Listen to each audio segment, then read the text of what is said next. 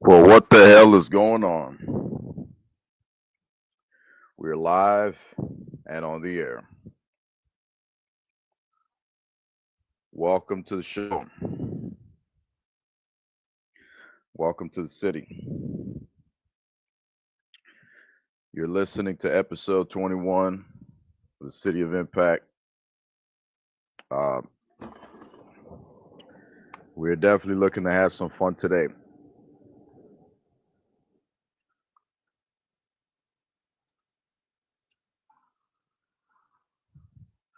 We're going to let the room fill up a little bit more just to get everybody up and running.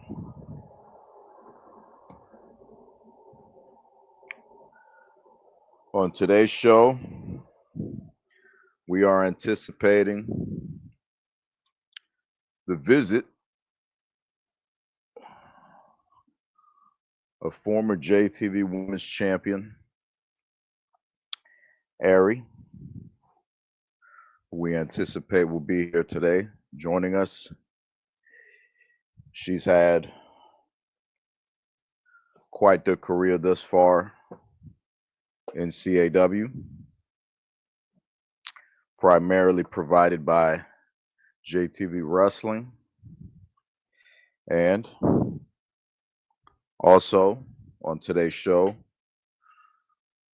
we are anticipating the visit from Lowrider as well, the Hardcore Demon,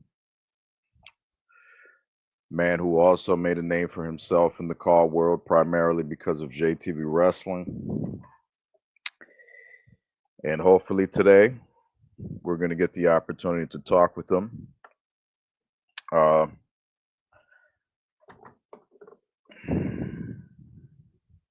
This time around, I didn't necessarily throw the script away.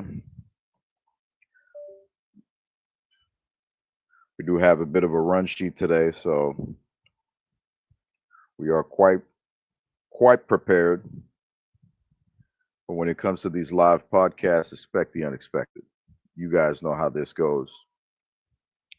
First thing is first, I would like to know who is watching or if you guys can hear me. I'm looking at the stream and it seems like my microphone is good. So if y'all can hear me, just put a 1 in the comment section just so that I know you can hear me. I like to make things easier for everybody. That's just a me thing. Life is already hard as is. So instead of asking you to type in, yeah, I can hear you, like our beloved Amber just did, God bless her. You know, shout out to Amber. I'd rather just ask for a 1. And shout out to you, Tyler, for popping up, showing love. One of our new subscribers who I've seen recently in the comments. So it's good to have you here. We welcome you to our community.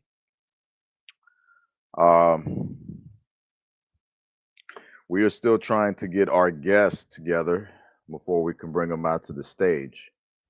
So we are not going to get, at this point in time, Ari and Lowrider, but we are definitely going to be talking for a little bit. I'll be taking some questions while I try to make way, make some time until we could bring our guest out. It's been an interesting week thus far. The weekend's already shaping up to be interesting, especially with the release of WWE 2K26. I'm hearing different reactions to 2K26, and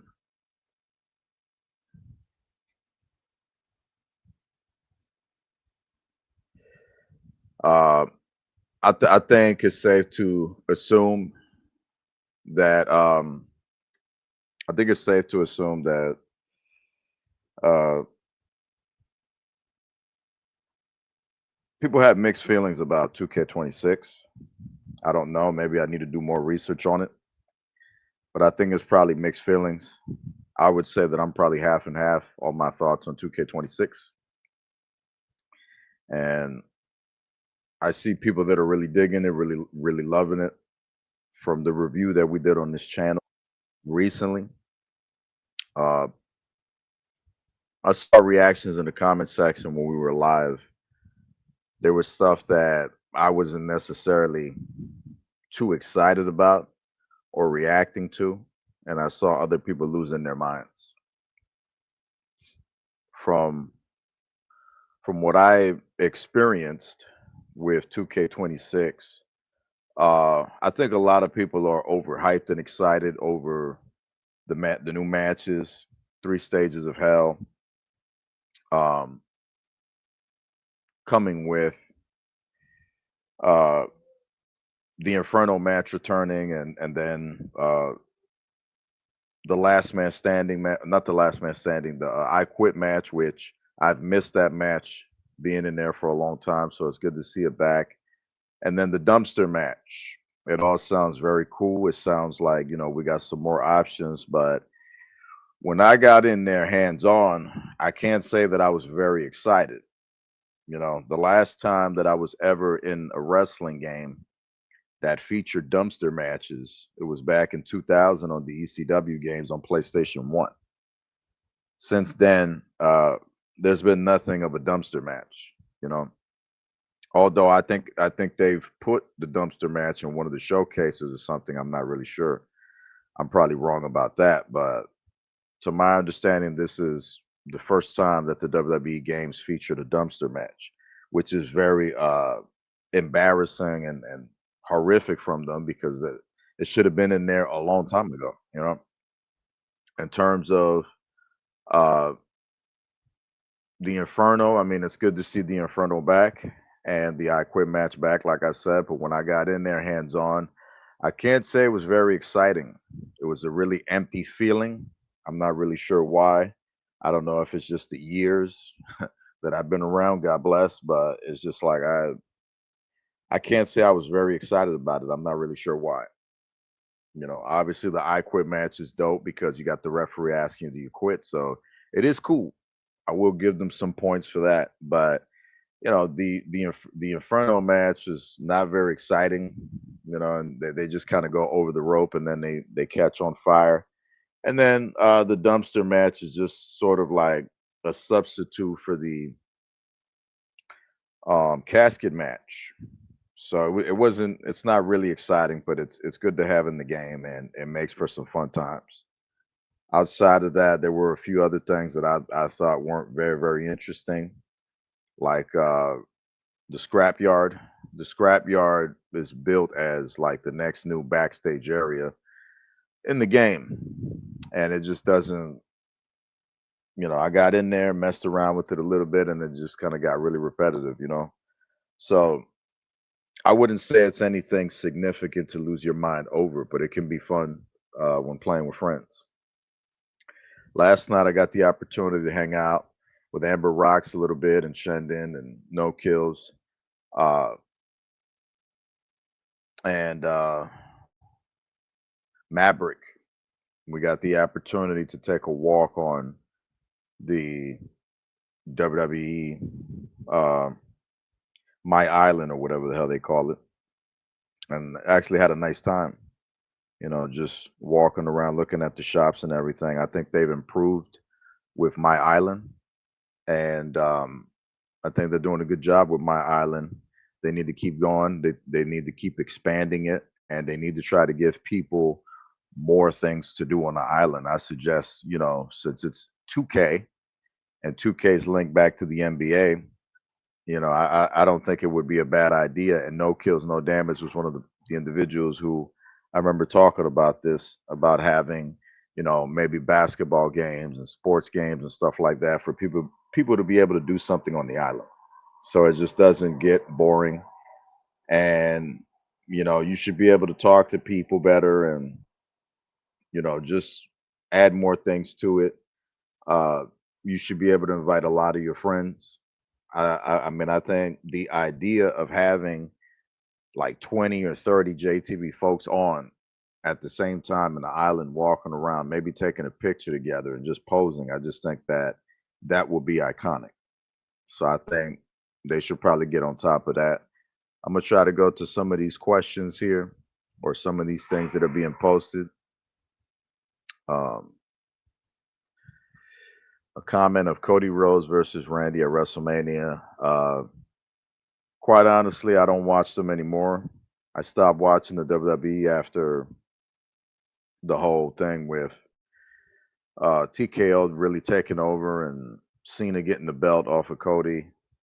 Uh, just a terrible ending at WrestleMania, and um, it was really shitty. Travis took a really shitty spot.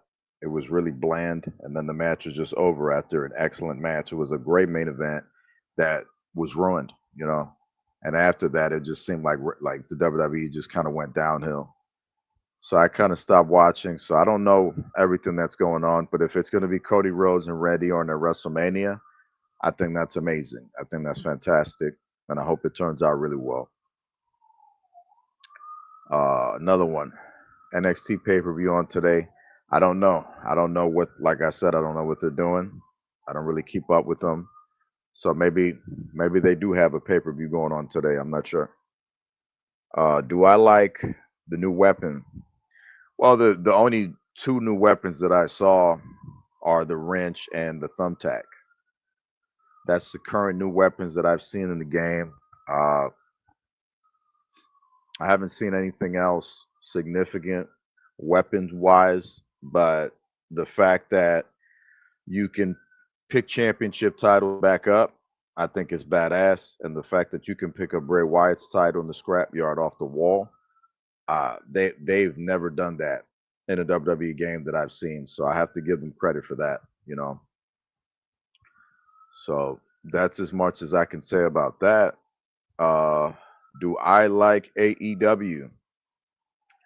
Uh, I think my relationship with AEW right now is probably half and half. I don't necessarily watch AEW neither, but I think that they're doing some things sometimes that are progressive. I got a siren going off behind me. I mean, this is the city of Impact for a reason.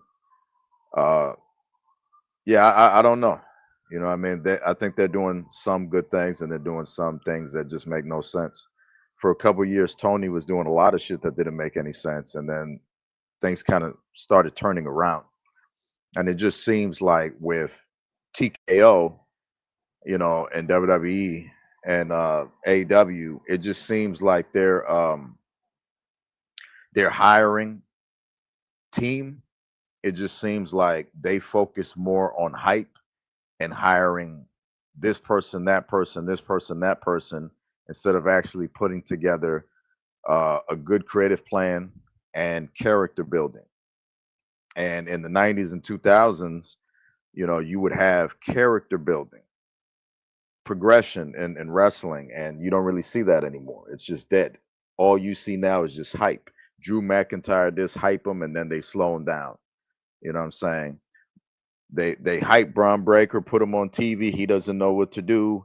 He can't talk on that microphone. He's bland and generic. They push him to be the future of the company. They take Seth Rollins. They put him in a program. He could barely hang, and then they force him and down everybody's throat like he's a main eventer and all this other stuff. So they just do a lot of shit that just is weird and it just doesn't make any sense with TKO. And same with Tony Khan. Tony Khan just kind of hires whoever he can. You know, Tony Khan goes and hires The Rock, for example. He'll hire The Rock and he doesn't do nothing with him. You know what I mean? And it's just like, it's just for hype, and then after that's kind of dead, they kind of just move on. And I just think that it's just kind of ridiculous where wrestling is at right now. So I don't really entirely like AEW, but I think they're doing some positives and some negatives. What's going on, Chaotic? Shout out to the Chaotic Syndicate Network. Definitely one of our partners. You know, their channel is linked on this channel, just in case you want to go and check out their content on their channel. I recommend it. It's still a new up and coming channel, but Chaotic is kind of getting it together, and uh, he's a great addition to the car community. So definitely show him some love. Let's see what else y'all have. Let me make sure that I can get our guest here real quick. Let me make sure. Let me see if our guests are good to go right now. Uh, so let me see. Is this it right here? Okay, cool, cool, cool, cool.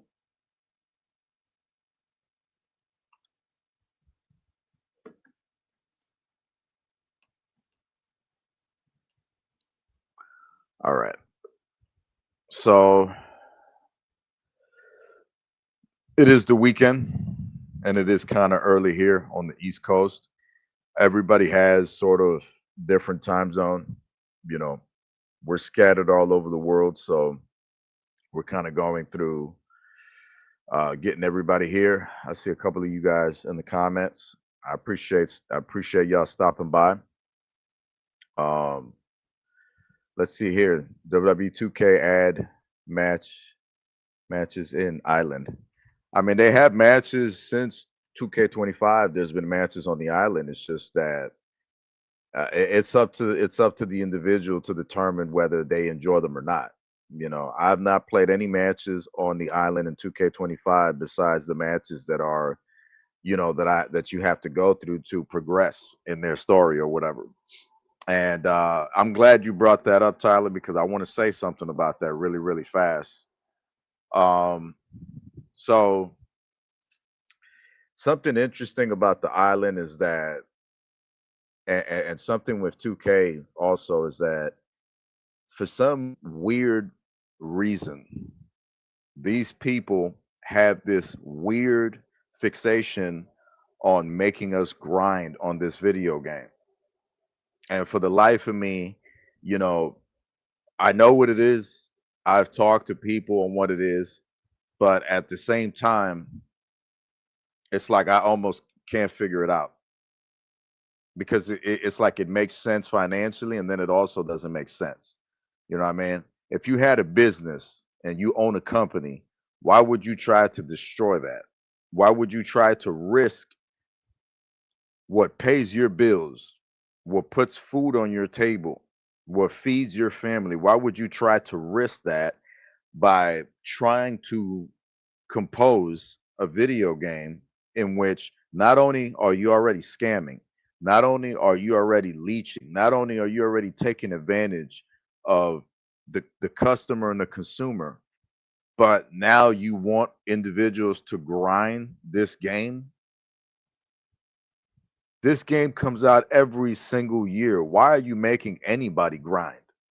My faction was already bad enough on 2K25 that they wanted you to grind and all this other stuff and encouraging these quote unquote young kids to go and tell mom and dad, hey, can I get that credit card real quick so that I can get, you know, this person, that person.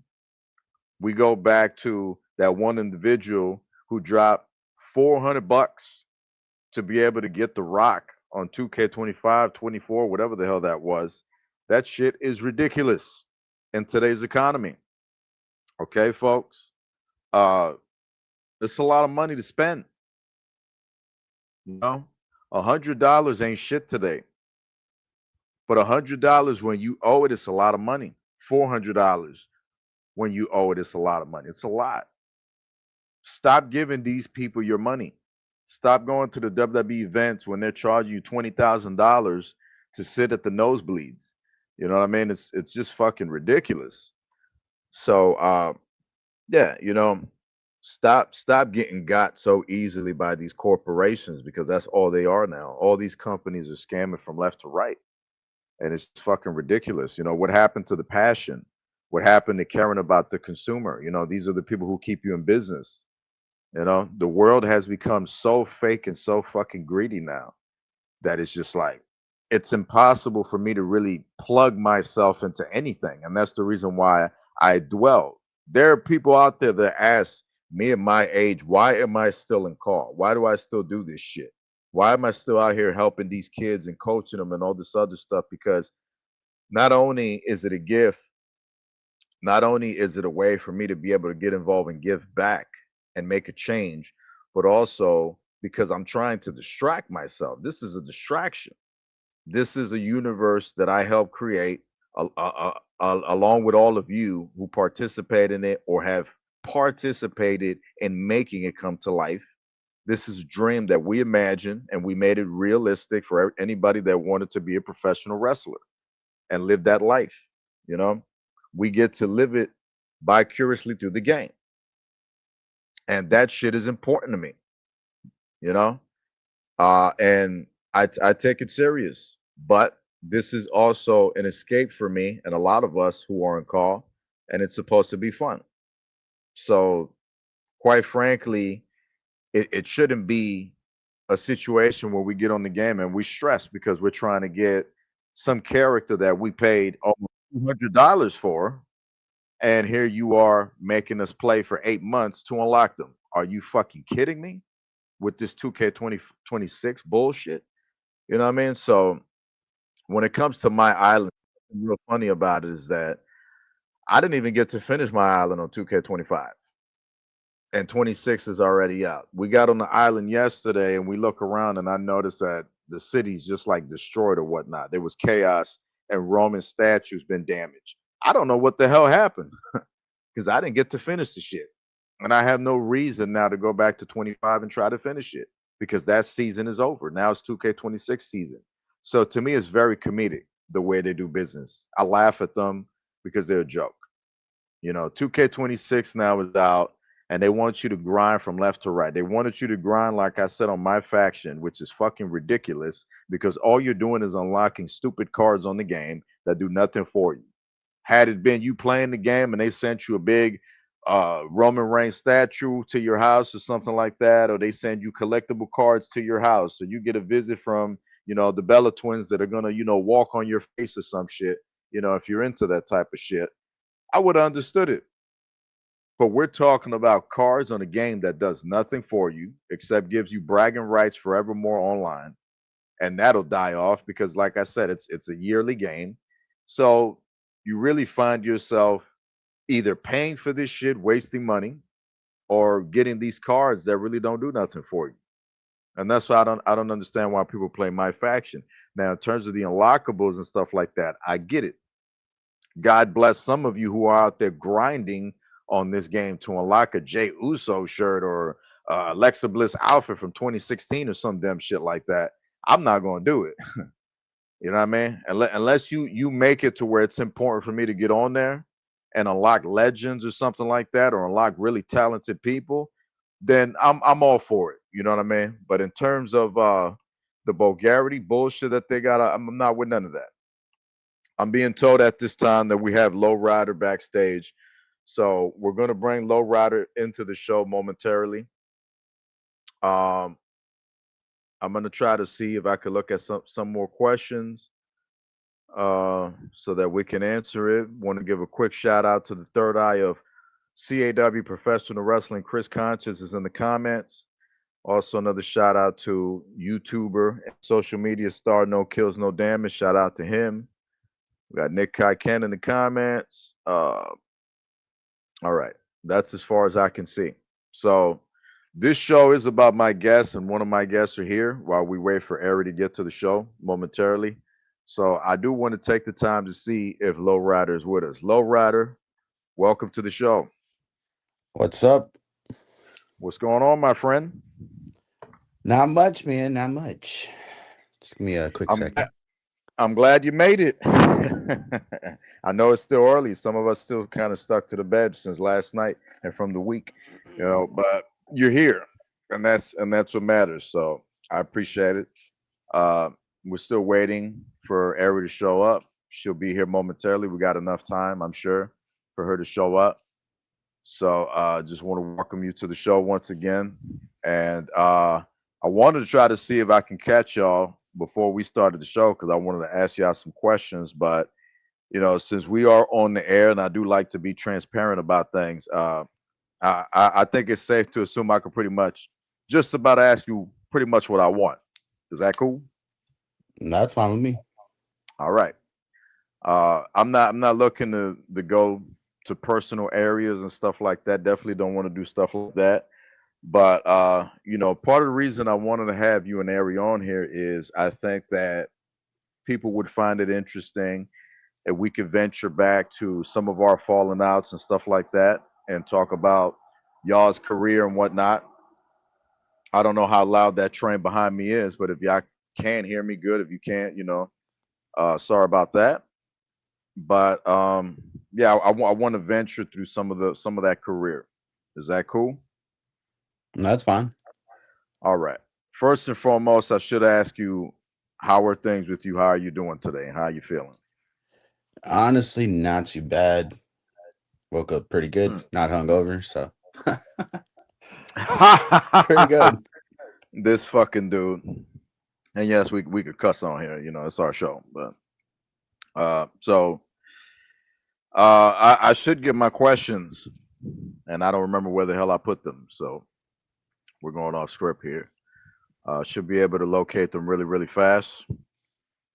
I did send them to myself, so uh, I don't remember if I start with you or Ari. So I'm gonna take a look to see. I found them though. Oh no, no, I didn't. That's not it. Oof. Uh,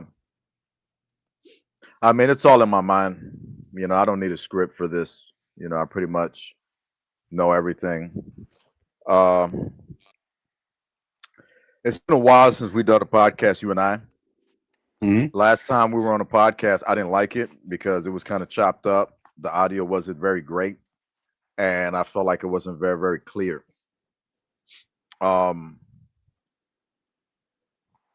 so obviously, I want to say this on the air. I want this to go on record in terms of me and Lowrider. I understand that there were people that weren't too happy about me bringing Lowrider back to JTV several times. Um, I have said many times, whether me and Lowrider had issues or not, because it's just who I am. That's how I choose to do things. That Lowrider had played a very, very big role in us being here today, and that Lowrider was the person who helped me in 2012 keep this thing running. Lowrider was one of the individuals back in the WWE 12 days and the SVR days who, anytime I wanted to quit, he'd be right there and tell me, "You can't do it. You can't do it. You got to get back up. You got to keep going." Okay, so this person right here, let's just say that me and him hated each other, right?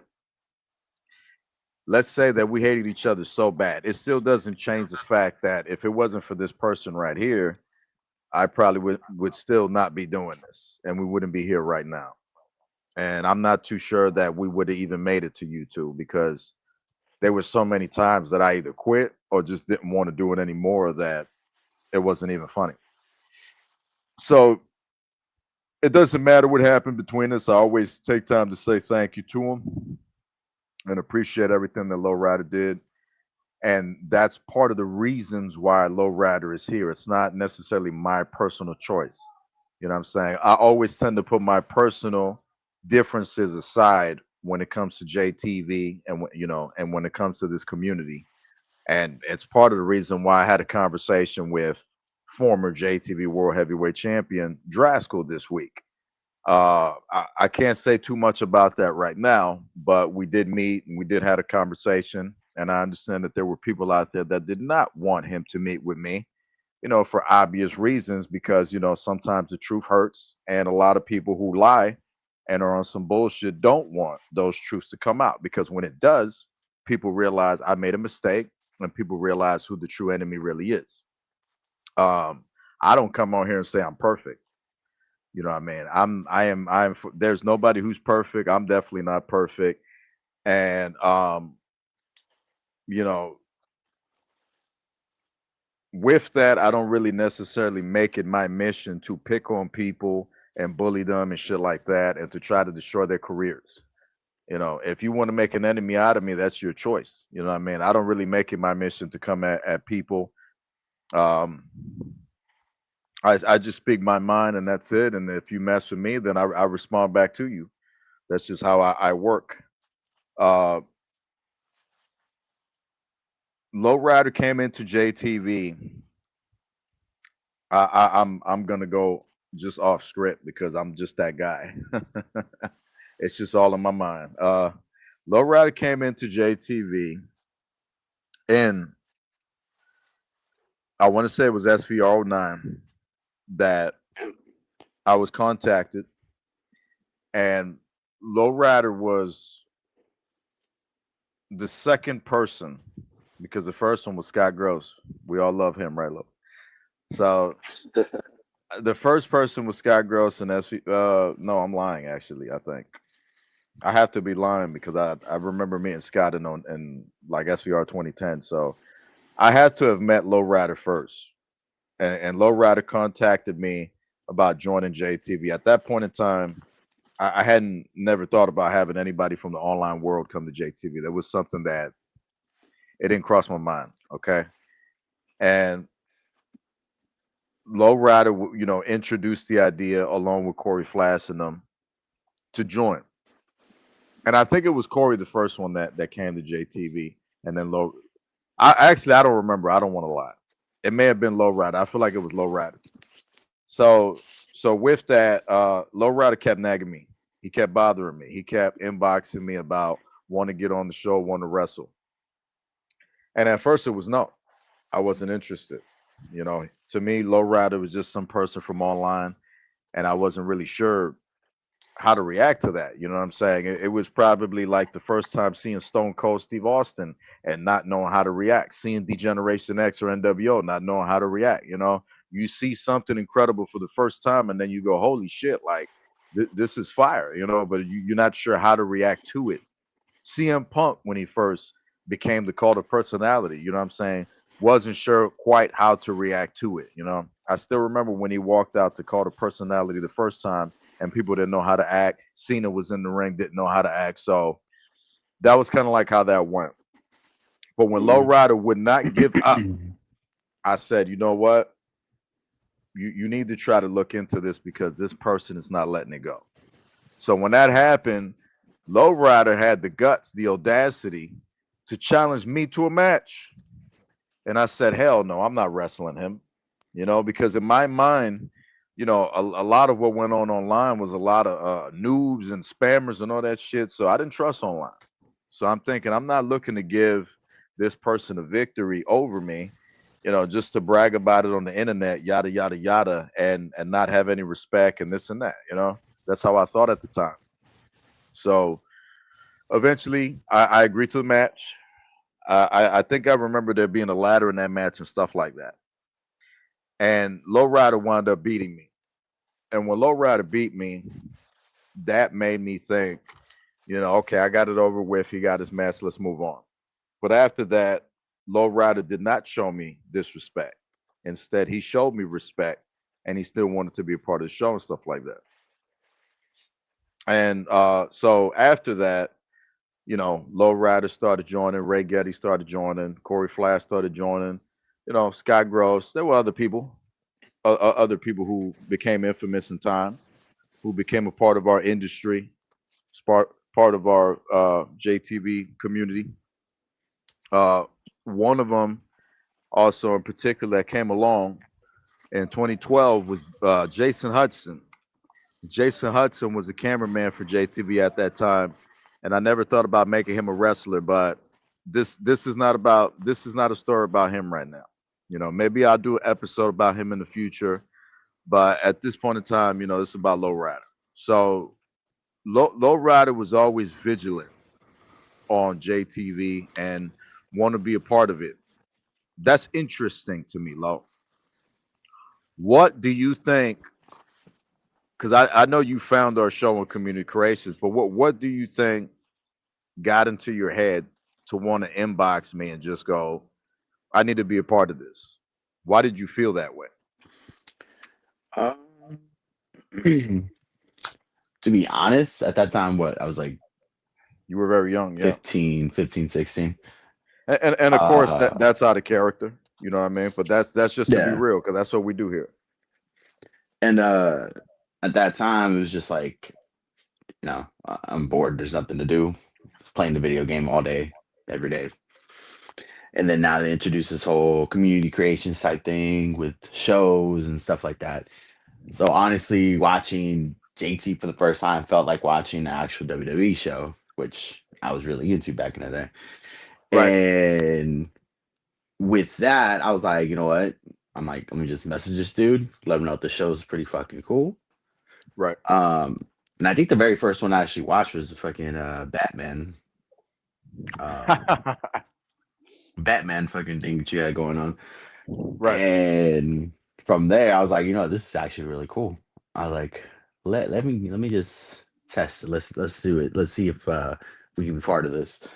And next thing you know, the whole messaging happened. I wasn't expecting a message back. I got a message back, and we ended up talking, getting to a little party chat, and then after that, it's history. Match happened. I got signed. I was the first outsider to get signed into JTV, and now we're here. Yeah. Years later. It opened doors. It definitely opened doors because I never planned on it. JTV was completely simulated for the longest time. JTV used to be that show that me and No Kills and King Leo used to do back in the day on VHS with Chris Saver. Uh, we were just a bunch of project kids. You know, we were from the hood. We grew up in the hood. So that's the reason I just get along with everybody. And the fact that I'm Cuban and Puerto Rican, I mean, it makes me everybody if you really think about it. So I get along with everybody. You know, the only people I don't like are people that are ugly on the inside. Uh, I try to get along with everybody, but we can't all get along. You know, so I only get along with whoever I can. So to me, that was JTV. Just every weekend with No Kills in them, you know, just building it. And then when I came into the online world, it was like, you know, Lowrider, Corey Flash, all these other people came into the community, and it was just like, okay, so this is different. This is a whole new era. And we had a lot of different eras in JTV, and we're very good at that type of stuff. And it's very important. I hope you're listening to this, Hunter. But it's very important that when you usher in quote unquote a new era, that you actually mean it. And it is a new era. You don't just say it's a new era every week, you know, and then you have Seth Rollins come out and botch a promo, sweetheart, you know. So that's how eras work. You know, era means new beginning. It doesn't mean, hey, tune in next week because it's a new era because you're trying to get cheap views and all this other shit, you know. We don't clickbait. This is the real deal. I didn't tell Lowrider you can't talk about this, you can't talk about that off air before we started.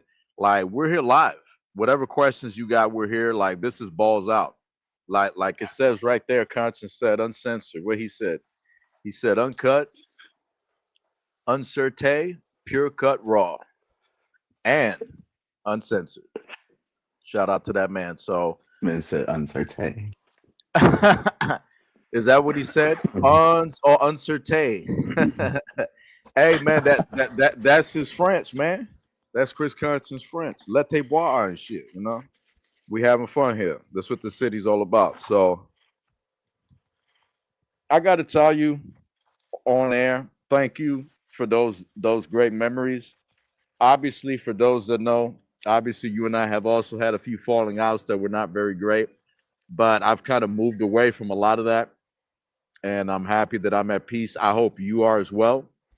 Oh yeah, most Uh, definitely. yeah, I mean, there's no life is too short, and part of the reason, you know, that I did eventually decided to work with him again and bring him back is for reasons like that. I just didn't want to hang on to things, and there comes a time when you get old and you have to do those type of things. I can't do that with everybody. There are some people I am not going to do that with, but I was able to do it with Lowrider because Lowrider was someone who's been there for me a lot of time as well, and I'm not someone who forget about those type of things, you know. Um, so that's part of the reason we're able to chop it up. You know, we're not being fake on air. You know what I'm saying? We're not here saying that we're best buddies, best friends, and all that type of stuff. You know what I'm saying? But we were able to get a mutual respect for each other once again that allows us to work together and to be able to contribute to JTV and also to be able to function properly when we interact with each other, if that makes sense. So Mhm. I think when individuals can do that in this life, I think that's amazing. So I think that the progress that me and Low Rider have made is great. It also doesn't go without saying that he may not try to hit me with the dead end, and I may not try to hit him with the Plague of Impact, and we won't get back in the ring anytime we have an issue. But you know, we're kind of coasting right now. There is something I want to talk to you and Ari about. Hopefully, she shows up. She's not here yet, but we'll get to that later on. Uh, and I'm going completely off script. I still ain't found my Mhm. damn script. I'm just going off my mind. Well, I got a damn bagel in my mouth. I haven't eaten. I'm hungry as shit. So yeah, I'm trying to keep up with the comments. Peace and tranquility. Yeah, let's put this up. We got Marcus Holloway's in the comments. Shout out to him. Um, and we're gonna continue. We're gonna continue talking. We're gonna continue this story. Make sure y'all smash that like button and leave some comments. And so again, when me and Low Rider was able to come in contact like that, it was 2000, late 2009, 2010 was when he came to JTV, and Low Rider was able to win the hardcore championship. I Mhm. remember him being tag team champion, if I'm not mistaken, with one of my nephews. One of my nephews used to wrestle in JTV under the name Max 8. He used to have a big mohawk. And Lowrider was a booker for a little bit in 2012. Um, Something happened. There was uh, an issue we had with Ray Geddes back in the day, and Lowrider did not like Ray Geddes. They did not get along. Lowrider spoke his mind about Ray Geddes often. He did not hold back, and Ray Geddes did the same. I don't know where Ray Geddes is at. It's impossible to contact this man these days. But um, you know, we work with Ray Geddes in SVR 2010, and Who? among other you know, among other people that we worked with in 2010 in those days. Ray Geddes was someone that I came in contact with in 2010 or knew about him in 2010, and in 2011 was when I reached out to put him on our team because he was the greatest logo maker that I've seen at the time in community creation. So we definitely wanted him. And at that time, when THQ was around, they didn't have like logo upload and stuff like that. So everything that was on there, you had to make by hand. Some people, Yeah. I guess, connected it to the computer, or whatever. They had a mouse to where in terms of people like Low Rider and Maverick and people like that are really good at like designing and making stuff like that. I was not. You know what I mean? So Ray Geddes was one of those guys. He was excellent for that. So we needed him on the team. So our mats and stuff like that and our arenas was looking much better because of that. Um, at some point in time, somebody got in Ray Geddes' ear, convinced him to be a wrestler, this and that. You know, Ray Geddes was sent to our NXT program and stuff and whatnot, and he didn't like it. You know, again, I've told this story a few times. Ray Geddes was, wanting to tell this his story his way, and I don't tell my story. I tell the truth of what happened. That's the difference, you know. And what actually happened is, I don't know who got in his ear about being a wrestler, but when he decided to be a wrestler for JTV, he then threatened me and said, if I want to get in the ring. And I said, that's cute. And then he's like, no, I'm serious. And if you don't put me in the ring, then I'm out. So he was threatening to leave us and to quit JTV if I didn't put him in the ring. So I didn't have a choice. Now, Ray Geddes, you know, with all due respect to the JTV Hall of Famer, was really a copycat of Stone Cold Steve Austin. I don't mean that as a disrespect, even though it is. I don't mean that as a disrespect or as a shot. But I wasn't a big fan of him copying Stone Cold Steve Austin shenanigans. You know, some people say that I'm like a Stone Cold Steve Austin, but I don't stick to copying Stone Cold Steve Austin. There are parallels with me and Stone Cold Steve Austin, but I don't stick to being or copying Stone Cold Steve Austin. You can get a Stone Cold from me. You can get a Rock. You can get a Brett. You can get a Jake the Snake. I channel a lot of different people that I put into the Kevin Impact soup, so it has different flavors. You know what I mean? So you can never catch me and you can never guess. You know what I mean? So, but Ray Geddes, he just completely flat out copied the guy. The only thing he didn't copy from Stone Cold is that he actually had hair on his head, barely. You know, so So it was interesting that he was coming after like Low Rider and VIP and people like that back in the day because it just didn't make any sense. Okay, so before I continue the story, I would like to give you the opportunity uh, to share what is your personal view on Ray Getty's Low. Ah, it's a lot of things to be said about Ray Geddes, about the Fubar himself, which honestly never fucking made sense to me. It's fucked up beyond recognition. What the fuck is the A? What's that stand for? Anyways, um, as far as Ray Geddes, the history with that man is just crazy. Always back and forth. It got personal most times because that's who I am. I'd rather hurt your feelings than anything else.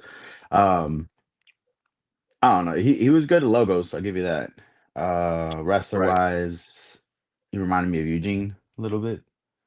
Ouch. When Eugene went through that little phase of copying all the move sets and shit. That's what it reminded me Ouch. of.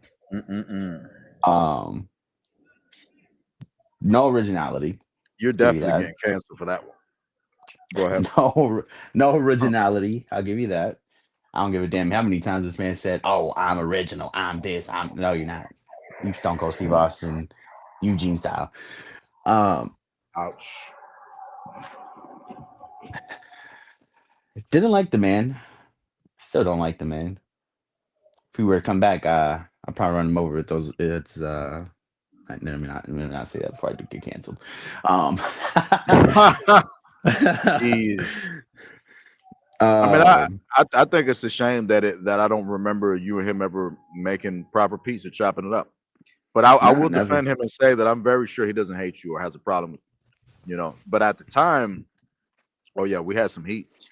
Oh yeah. Yeah, A- for a- me, hate is a very strong word. I've never used it on anybody except right. maybe VIP. But Mm-mm. as far as hating other people, nah. I don't like him. Probably will never like him. Right. Um, but yeah, as far as JTV went, my views are still the same as they were back then. Right. A lot of people got favored, including Corey Flash No back in the day. comment. Whole reason No why I used to comment. call him the Golden Boy, not because he Yeah, likes golden showers, he but might be watching. He got to send me a message a little while ago. Golden I plan on him showers. watching this. Jeez, that's brutal. But yeah, Ray Geddes is a piece of shit. Let's just put it that way. Mm-mm. Oh my God, he is watching. Oh my. Well, I'm not gonna put his screen up, his comment up, but yeah, he is watching.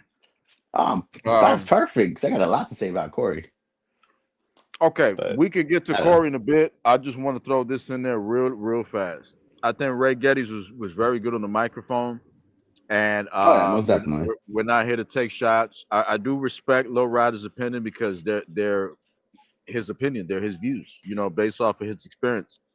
Um, Often today in society, we always want to judge people when they don't say what we want to hear. We need to change that. That needs to stop. We need to be able to be open to opinions. Not everybody thinks the same. Okay, folks. Hmm. So, in terms of getting canceled in the future, for 20 years from now, somebody's listening to this and you take offense to what Lowrider used on Ray Geddes when you do research on Ray Geddes' health. Um, just keep in mind that respectfully, Ray Geddes did used to pick on VIP back in the day who has health issues as well, and they used to call him a caveman. That's grounds to get canceled if you ask me. That is a personal attack. That could be racist. That could be identified as many different things. So again, not here to bash Ray Geddes or nothing like that. Just telling the truth of the history of what happened. That's all. I respect Ray Geddes, even though I don't respect the way you handle business at the end there with Keith Ocean when we agreed to more and you didn't do more when asked. I'm not ever going to respect that, but I respect the fact that you came in to put over Keith Ocean, even though he beat you fair and square. And I do respect everything Beat you've that done for ass. JTV. I respect everything you've done for JTV, and I respect you as a man. and I don't have any issues with you. If you take if it gets back to you have any issues with what I said, I'll be happy to bring you on here. Hit me up, and you could tell them your side of the story. But in the meantime, um, I think since Corey is in the comments, I put the microphone in your hand, Lo. What would you like to say to the All Star Kid? First of Mm-mm. all, hi Corey. Mm-mm. Um, let's see. Corey Flash knows damn well. Here's a nice comment. That's sweet. Corey Flash knows damn well I don't like him. One thing. Mm-mm. Two,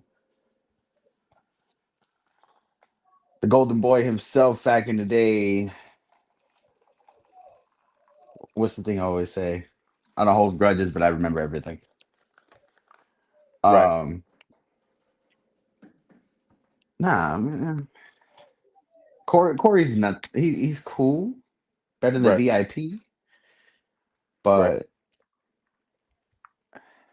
I don't know. Corey Flash just has a big ass mouth. Sometimes he can't back it up. Mm-mm. But as far as Corey goes, I got some type of respect for him because although he's a kiss ass, Mm-mm. he's never fully turned his back on JTV. Right. That is true. So that's always Well, respected right well, there. it's not entirely true in 2018, but maybe No? we'll get to that in a bit. Oh, oh, uh, but I mean, he's working on his new computer right now. Corey's doing, I want to say, positive things in the world of professional wrestling, the real world of wrestling, doing his journalism and also trying to do his JTV stuff as well. Just got a big victory at Pumpkin Night. Hopefully, the luck continues for the All Star Kid. But going back to Lowrider, mm, I mean, these two definitely have had a history. Lowrider and VIP, Lowrider and Corey Flash have had their history for sure. In the office oh yeah. most of the time. You know, and Trust that's the me, I'll reason. never forget the time where I was watching an episode of JTV and I hear my theme song hit, and here comes Corey Flash. Oh boy, I mean, when it Again, no came to originality. when hey man, PS2 besides Xbox, PS2 did it real good with that custom music that you can add in. We need to go back to that maybe one day. Mhm. But since Corey stopped by, uh, there was something I'd like to mention just because it played a role in the history of JTV and it was good times. Uh, Me and Corey do talk about it from time to time. I don't know if I've ever messaged you about it or talked to you about it, but I like to show a little bit of glory for PlayStation Home. Ah, good old days. PlayStation PlayStation Home back in the day was a good time for a lot of us. We definitely used to kick it there a lot of the time. A lot of the wrestlers be there from JTV. Mhm. How do you remember PlayStation Home and how do you miss it? PlayStation was a blast, man. What can I say? We used to have our meetings there. We used to be able to explore the world in a way, all the different activities. It was a really good time back then, especially with PlayStation. Although I am pissed off because I put hundreds of dollars into that damn thing and got nothing in return. A lot of Um, a lot of people did. Yeah. but PlayStation Home was a really good memory after Right. everybody literally had an interaction in them. So I I feel mean, like they need to bring it back. for sure, there was a lot of people on there, including Scott Gross in the dog outfit, but that's for a different episode. And good memories. I remember good memories with all of us. Uh, I don't really try to think of the bad. I think of the good. So in terms of the good memories, I mean, it was fun times. Um, Mhm.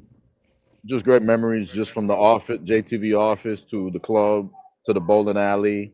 I remember the beach. I remember having that little pet dinosaur running around with me and stuff like that. and just great memories. I definitely miss PlayStation Home, and it was definitely vital for JTV. As a matter of fact, the meeting in which we would come to YouTube took place on PlayStation Home with Conville Wolf and Draskell when they were both with me on PlayStation Home. And Conville Wolf told me about a game capture, which I knew nothing Mm. about. And I'm pretty sure people like Low Rider would have told me about it, just that we weren't in communication at that time like that. By that time, Low Rider was off to Nickelodeon at about 2012. No, not 2012. Like, yeah, it was more like 2015. So I'm a little late. You know what I mean? I don't know who the hell is streaming. Somebody getting their toes played with over there at the basketball court. But nonetheless, yeah, that was around 2015 or so. Let's go back a little bit to, we talked about 2012, 2013. You have Mm. had, let's see, let's see how my memory is. By 2013, we had 2012, 2013. Something very important, if you don't know and you're a JTV fan, you got the Freak Show in JTV, a very iconic faction. The greatest version of Freak Show, of course. Well, we're going to talk about it. You're going to have your opportunity to talk that shit. And Freak Show debuted in JTV in WWE 12, and it was a concept that me and Low Rider was able to put together. I told Low Rider what I wanted to do. Low Rider had put together two clowns for me. It was Sanchez and Payaso Loco. Yep. Payaso Loco, obviously, you guys know means crazy, so it's crazy clown in Spanish. These are two characters that he made for me personally, and I think he also made Big Cliff for me, if I'm not mistaken. My memory might be a little off, but I Yes, definitely sir. like the idea of having a really strong, a really tall guy in JTV. And during that time, one game that me and Lowrider used to play often was uh, Arkham City on the PS3, Mm. and that definitely inspired some of the Freak Show because obviously, Joker had his crew, Joker's men and whatnot. So that was inspirational for me and stuff like that. So we just came up with this concept of having a bunch of clowns and whatnot. And of course, going back to Ray Geddes, he was definitely someone who shitted on us for that faction for quite some time, even though it turned out to be a success and a very iconic faction. Yes, Ray Geddes, yes. So, the Freak Show got over really good, just like the Skull Brotherhood. And I'm proud of it. But even though the Freak Show has had many renditions, you've had Maverick's version of my Spanish came out. The white version. Yeah. Version, the Spanish version. Uh, so you had different versions of the Freak Show, and Maverick is the most recent one. Draskell was the one before, but before that, the person who originated the Freak Show was the original leader of the Freak Show was this man right here, the Hardcore Demon Low Rider. Low Rider was the leader of that faction. He put the thing together. He didn't really like being in the Freak Show after some time. Wanted to go after the world title, stuff like that, be a baby face again because they were top heel faction. But he's still the originator. For those of you that did not know, so this is where you get to talk your shit, Low. Mike's all yours. Whatever you want to say about that. First of all, you had it correct. Payaso Loco, Spanish version, Mexican version, because that's what Freak Show is supposed to be. Low Rider, of course, proud Mexican American. Um, that's what my faction is supposed Proud, to be. proud Mexican American. Proud. It's exact. It's So, so you, exactly. you love the country. You love this country. I have people who fought in it, so I gotta respect it. Right. Um, don't like the president. Let's just put it that way. I mean, Country I is don't. I. A lot of people don't. Let me I can let me stomach ask the you. country a little bit. Let me ask you something personal, and I don't want you to go too crazy with this. Mhm. If you've kept up, because it's a touchy subject, and I don't want to. It's like talking about the Illuminati, but I mean, there's crazy stuff going on in Mexico. Who? The Skull Brotherhood. There's some crazy stuff going on in Heard Corey Mexico. Flash was on the Epstein files. Jesus Christ. What? Okay. Do you have any views on what's going on in Mexico in terms of the The chaos are is you going on right now. yeah with the death of you know who, and if you don't Well, have yeah in a way, I've been to Mexico plenty of times. I keep track of Mexico, um, just because stuff like that. Um, Honestly, the way things were with it, I would have suggested that they would have just left that shit alone. right Because obviously now they know exactly the consequences that can happen. The president of Mexico does not run Mexico. I'm sorry to say, all the yes cartels do. I was trying not to get you to mention to But mention their name, but I'm hearing what you're saying, but and uh, I agree. I agree. yeah, yeah. Much respect though, not to the president, but I yeah. think that there was an effort to try to do something about the crime going on with that specific organization of individuals that you mentioned Hmm. by name. And I feel like she was trying to do the right thing, but now you're in a mess and you really don't know how to fix it. And Hmm. there comes there comes a point where like you gotta continue to stay tough if you're gonna go into a war. You cannot go into a war as a badass or with balls, so to speak, and then in the middle of the war you just puss out. You can't do that because you're not going to win. Yeah, exactly. So I think that she went into that thing thinking she's doing the right thing and didn't realize what it was. Uh, She went I in doing the right thing, but didn't realize the consequences after, and was not prepared for the consequences after. Yeah, you said it best. And I just think that it's very unfortunate. I've also been to Mexico many times, and I love the country, but it's just so hard because the it's easy to just get away with so much over there. And I love our country, America, because it's like things are fucked up in this country for sure. We know that. You got a lot of sensitivity and a lot of weird shit going on. But the thing is, you get to do it in this country. Hmm. And if something happens in the street corner, the police is going to be right there in any country. Now, something happens out there in Mexico, the police will be there, but you don't know who's going to show up. You don't know who's Hmm. getting paid. You don't know who's working for who. So it's very Exactly. dangerous. It's very fucking dangerous. So we're not going to spend too much time on this. We're going to move on. But I just think that the government there needs to make a better effort to try to clean up what the crime that's going on in the country and all the states of Mexico. For those of you that don't know that there are states in Mexico, yes. You know, so Yes. so it's good thing that you said, and quoting you, you said that, or did I forget? I think I forgot now.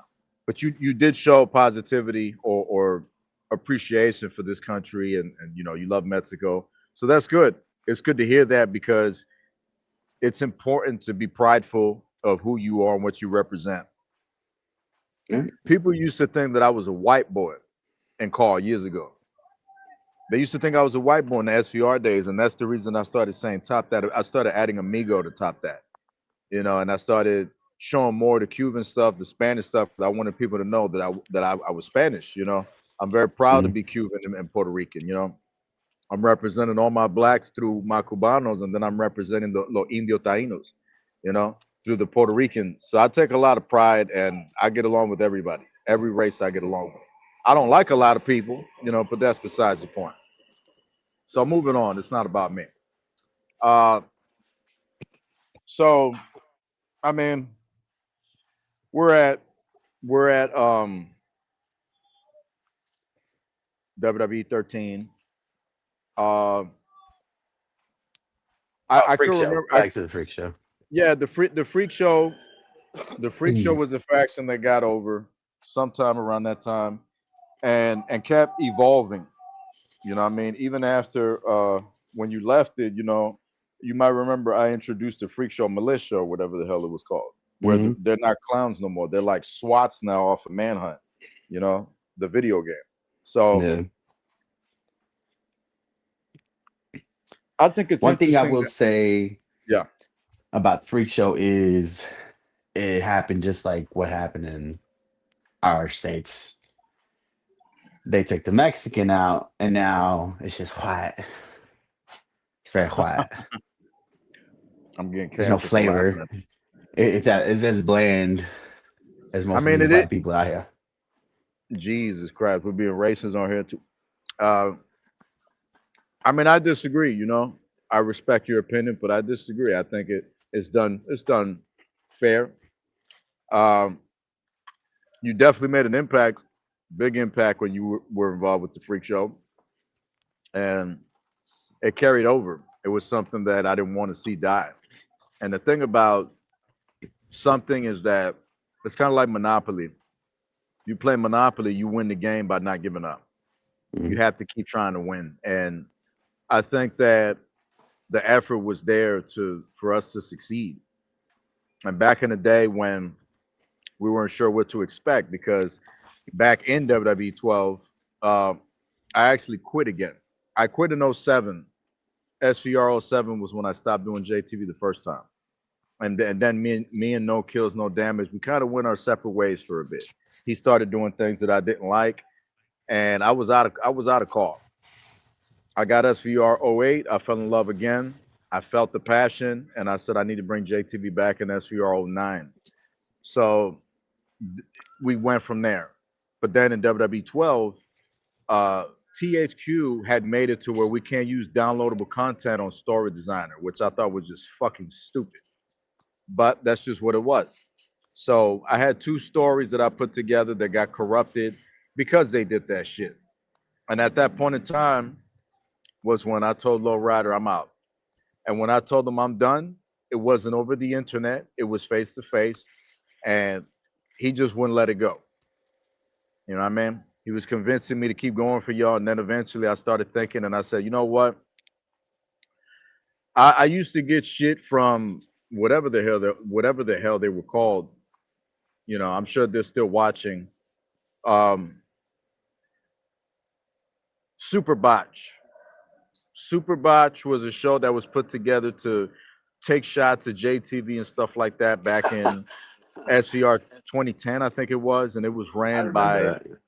Oh, he remembers. Okay, it was ran by an account called Radio City or something like that, and he made me laugh for a long time.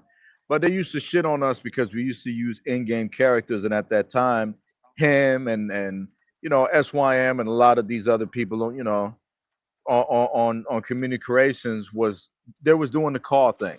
And to do the call thing back in the day, the way you had to do it is you had to put you can only put about 10 to 20 people in your story. After Mhm. that you can't put any more, which I thought was kind of dumb, but I mean, so what we used to do back in the day is you make the show two parts. That way you can finish the rest of it on the second part. I used to hate that, but it was popular back in the day. So with that, we didn't used to do that. The way we used to do JTV, we used to have like Low Rider, Kevin Impact, everybody in the same show with WWE superstars. So it'll be like Monday Night Raw, Kevin Impact is on it, Low Rider, Corey Flash, but you also have like John Cena, The Miz, Stone Cold Steve Austin, something like that. Yeah. And we got pretty good ratings for it. But sometime after that, when we got to 12, was when I decided to be done. Uh-oh, It somebody went called the cops. from so Oh, you that's a going very good you background noise going right there. you going to jail for your comments that you made, Low Rap. So They're in the wrong no, it's state. this guy right here. Uh, they it's an ambulance that's driving by. So God bless whoever's going in it, even if Mhm. they're a bad person. I always No, say that yeah, every I time. remember back in the day when we went from JTV WWE and then we made the Right. jump to JTV Wrestling. That's where literally everything started. That door opened literally for anybody to join. Correct. and we started growing. Yeah. Yeah. We used to be JTV WWE, and then eventually me and him had a meeting. Uh, I was actually living out west at the time, and then Mm. I just told him, I got this idea since everybody was doing the call thing. I just thought, people always doubted me, talk shit about me, stuff like that, Superbots and some of those other shows. So I said, what the hell? I feel like I can do this call thing. I can make a good show without having to use WWE superstars. I know I can do it. I believe in myself. But what I wasn't sure about was, could I keep it alive? I'll do it, and I think I can do it. But can I keep it alive? Can I keep it alive just based off of the Lowrider, Kevin Impact, Corey Flash, VIP name? Can I do that? Will it stand if we do it that way? And what I failed to remember was that we had already built the reputation on community creations. So people already trusted us because they knew we did good shows. So by the time me and Low Rider decided, we signed off on, we're gonna do this. We're serious about this. We're getting a JTV show and we're putting a roster together and stuff. We were determined to make it happen, and it worked. You know, we made it work with Flash and Vice and all of us. We somehow made it work. And through the years, we built a great reputation, and things were going pretty good, I would say. In 2012, though, we had a lot of problems because, you know, 2012 server was shit. Mm. It was terrible. It was hot dog shit. So um, by the time we got past a lot of that, we've had some issues with Ray Geddes. Ray Geddes eventually moved on in life and came to JTV after I made him the offer. After us having beef for 1 year, I don't need to go into the GSF thing. I'm not going to do that. But we got past that point, and by the time we got to WWE 13, we had been a JTV show for about a year. Put together a pay-per-view. Chemical Warfare was the first one. Low Rider made the video for that. It's somewhere on YouTube. You know, I might pull it up right now and play it for you. I think I might do that. Play the video for you. Just to I think I might do that real quick. I'm gonna try to take a look, and if I could find it easily, I'll play it for y'all. Just for some nostalgia. And if it takes me too long, we'll move it along. But while this continues, I'm just reading the um, comments right now. what's in the comments? Let me see. Well, they said Bland is crazy. Bland is crazy, man. That I tell you, the person who put this up is a dangerous man. I guarantee you, whoever put this up is a dangerous man. I definitely would not trust him around, uh, none of my 420. But nonetheless, we're gonna keep it moving. I don't want to keep y'all waiting. If I find it, I'll play it. Going into what you said earlier about me Uh-huh. hoping you keep it alive. A lot of people don't understand how invested I was in actually make sure JTV stayed open. At It one point, definitely I meant a lot to you. know, yeah, at one point I know that you gave up, and I actually do what was like 2 or 3 shows. Oh yeah, and it was multiple times that I was just done, because there was another time in like SVR 2011 or something like that I was done, and then you guys jumped on me online like, you can't do it, man. You got to keep this going, you know. Mhm. So there was a couple of times that I was just done with them, and I had such a problem with THQ and whatnot. But they had some good games. They had some very good games that they did. It's just that I was frustrated by the end because it hadn't been what I was accustomed to with the type of games they put out. You got to understand, I'm an attitude era guy. So if you're not bringing me 10 out of 10 quality, I don't want it, So that's just like where Mm. I'm at. So I had an issue with them, but I had an amazing time with all of you guys. And you was a part of that. And that's the reason I want to recognize you. So by about 2013, I remember Lowrider being hardcore champion. I remember a little bit of that. We have a few tapes that we're going to put out eventually here on the channel on VHS. Yes, from back in the day. Looking forward to it. Hopefully, we can get that going real soon. But by the time, by the time we got to 2014, Lowrider have had a few championships. Lowrider's been a few matches. Me and him had, I think it was a world championship match at in 2012. I think the pay per view was Willis Fate, if I'm not mistaken, or something I think like it that. was Hell in a Cell, right? We don't do Hell in a Cell in this company, man. You know, that's the Rage in the Cage, and wrong company, wrong company. And that this bastard beat me again. He hit me with the dead end, and he beat me, and I was bloodied. You know, and I had beaten Lowrider a couple of times, you know, offline. I But think that night is the night I retained my championship, right? yeah, you hit me with the dead end. I was bloodied, and you retained the title, and that was the main event. Yeah, I remember. I have maybe the poster to that because Lowrider. One of the things I did with No Kills back in the day. Anytime we had a pay per view event, I would draw, and God bless my mom. She put me on. So my mom's taught me art, and this is not about me, so I won't go too long with this. But even though it's my show, but you know, I used to draw like I used to get like maybe 6 or 8 papers and stick them together, and I used to draw and paint all the wrestlers that's going to be on the card.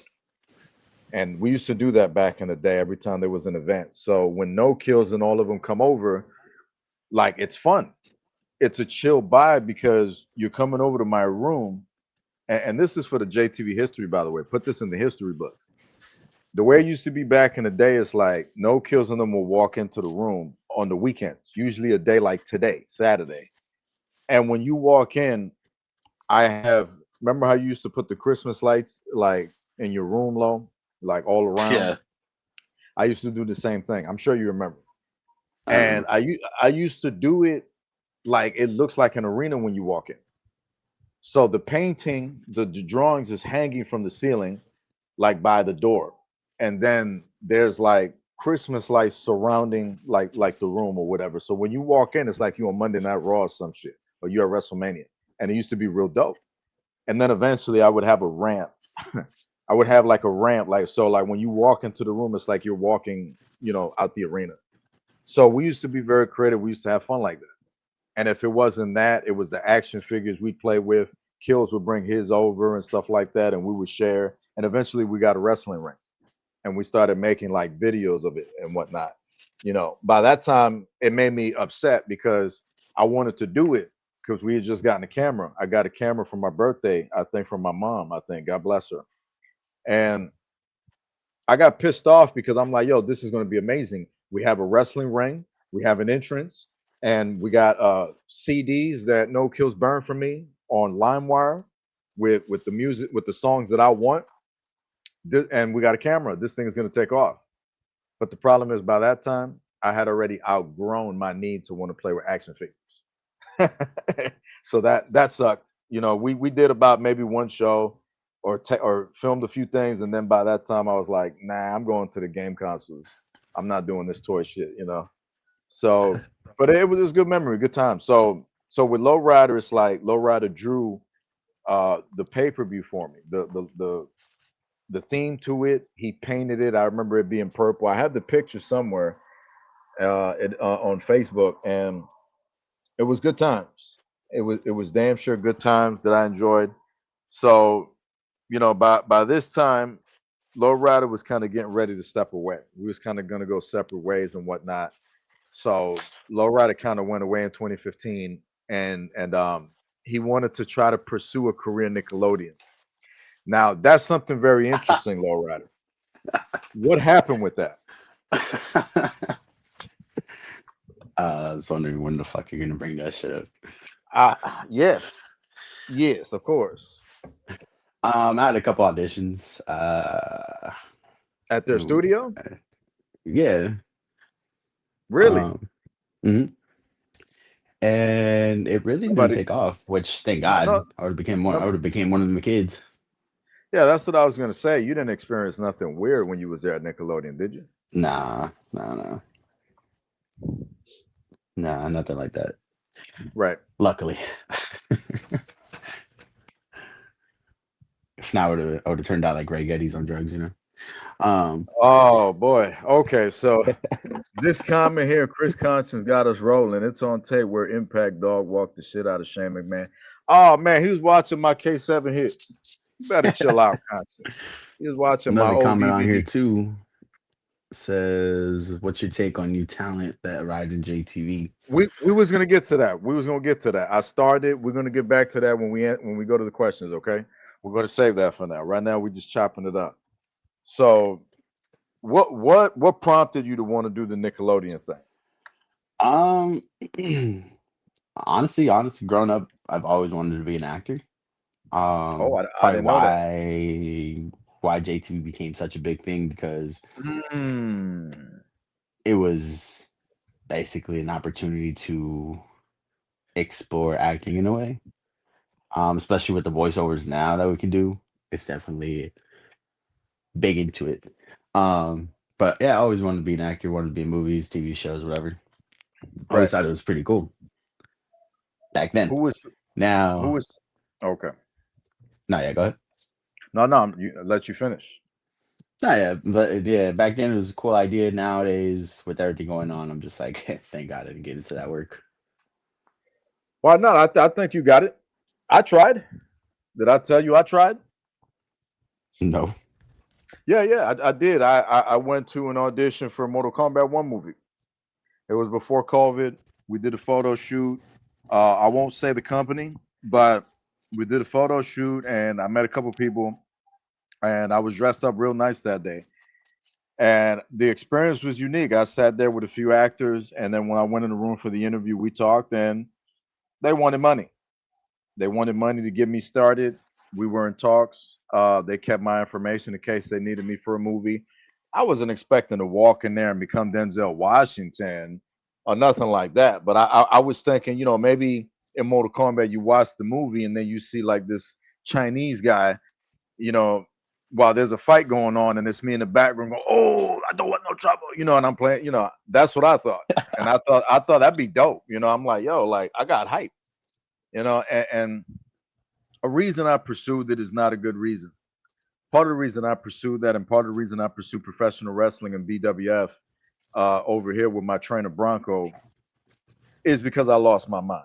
And I don't want to go too deep into this because it has nothing to do with the show. But part of the reason I started doing that is because my mother passed away, and I wasn't sure how to Mm, deal with it. So me, out of my looniness, I said I need to do something because if I don't do something, I'm gonna lose my mind. I need to do something crazy, like really crazy. So I tried wrestling. It was a unique experience. Met some people. I tried the I almost said the name of the company, but the film it's not a film company. It's an agency that helps you kind of get started. So the agency that I was involved with, it was something I had to do because I was going so crazy at that time. You know what I mean?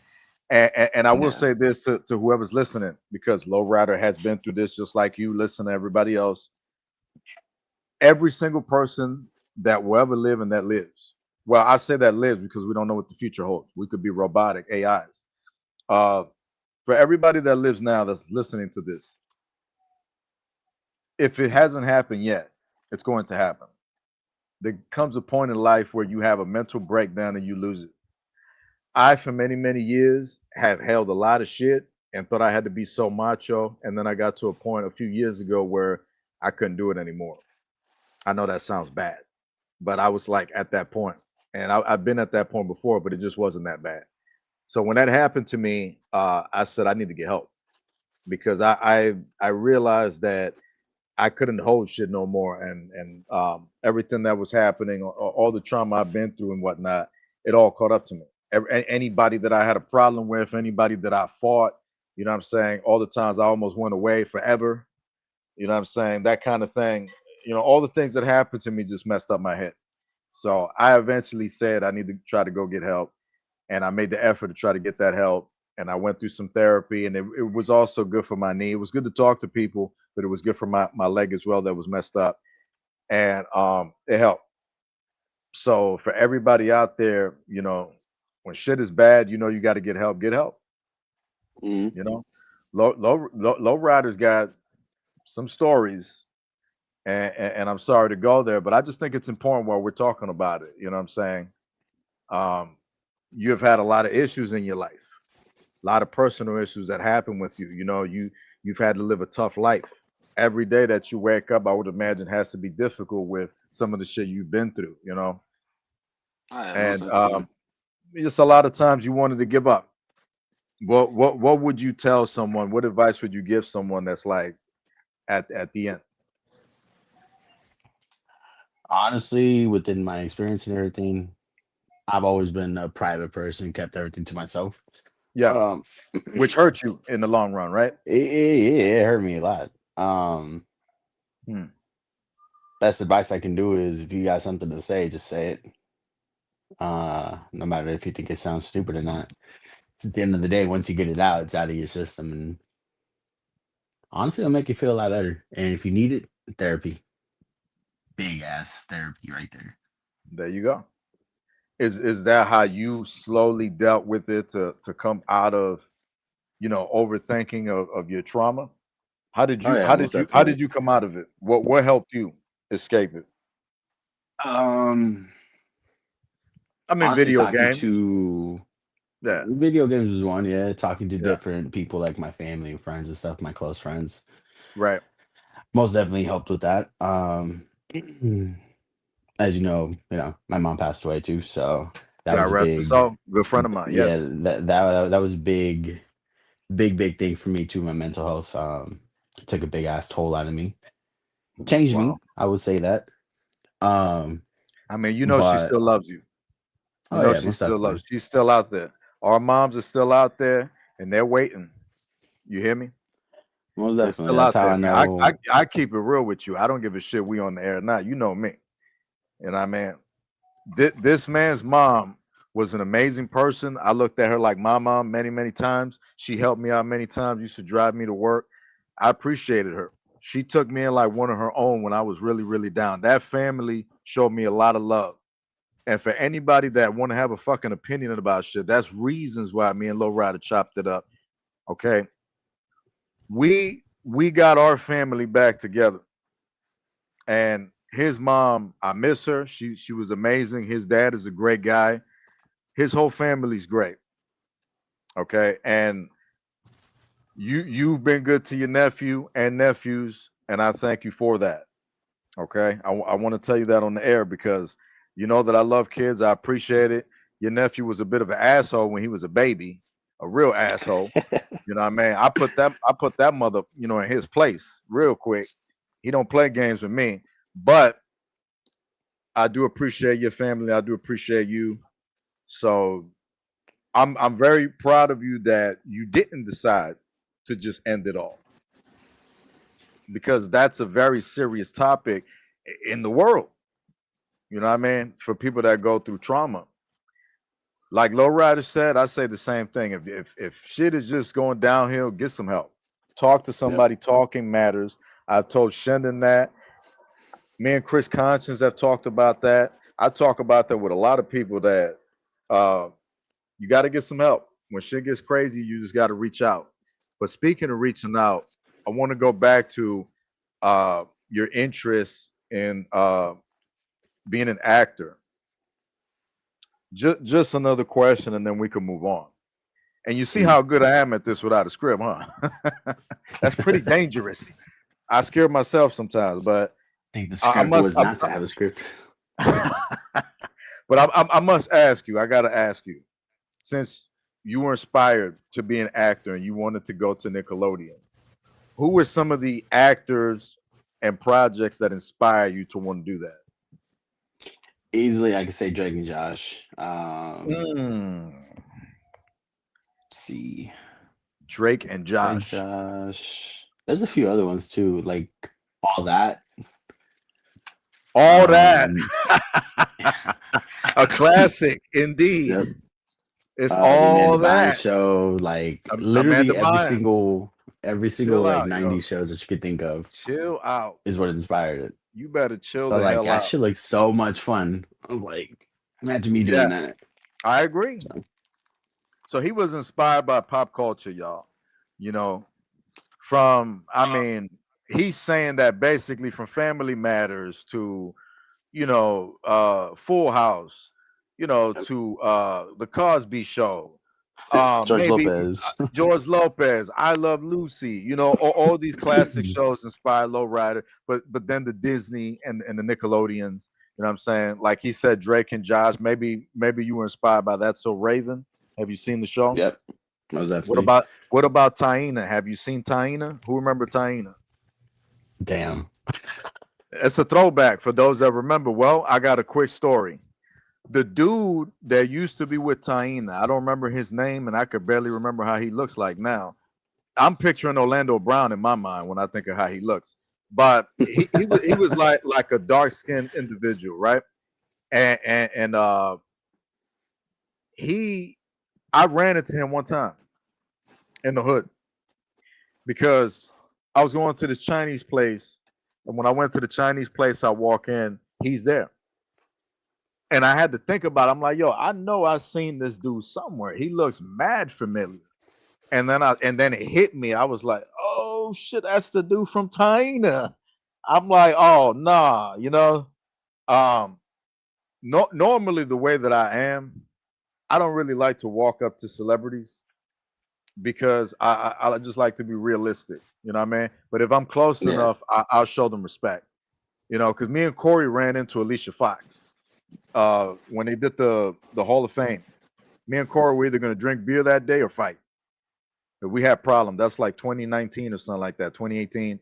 We went to the Hall of Fame together. We met some other people that day, but uh, long story short, um, I can I can definitely see him on Saved by the Bell. Saved by the Bell was another one I actually liked. So who? comments.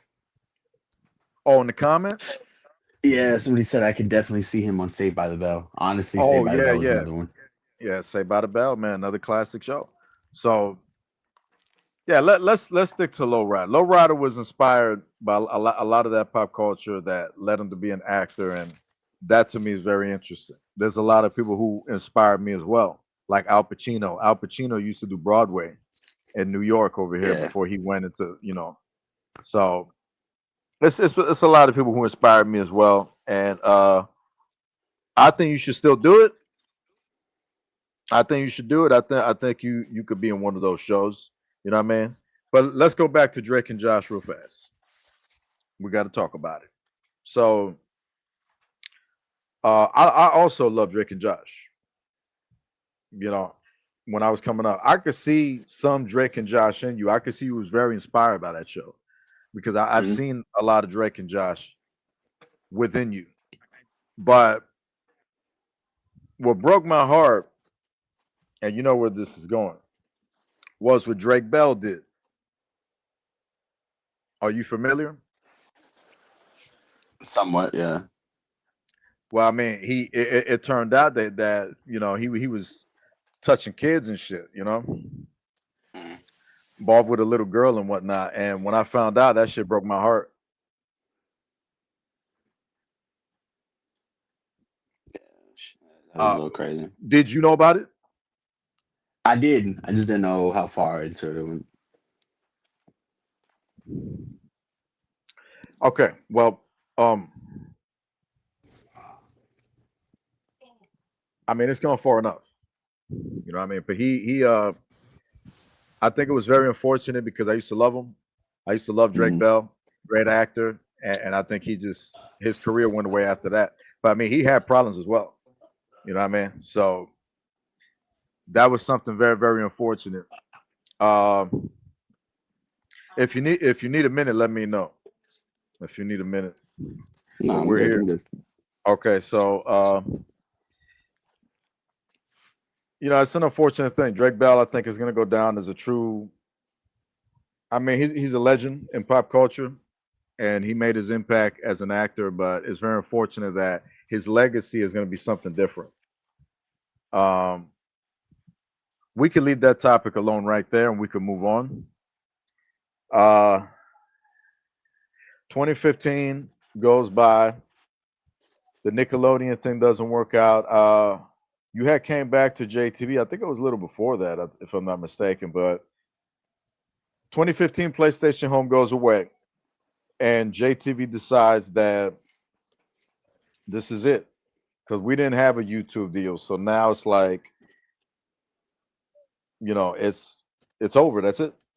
Time to say goodbye.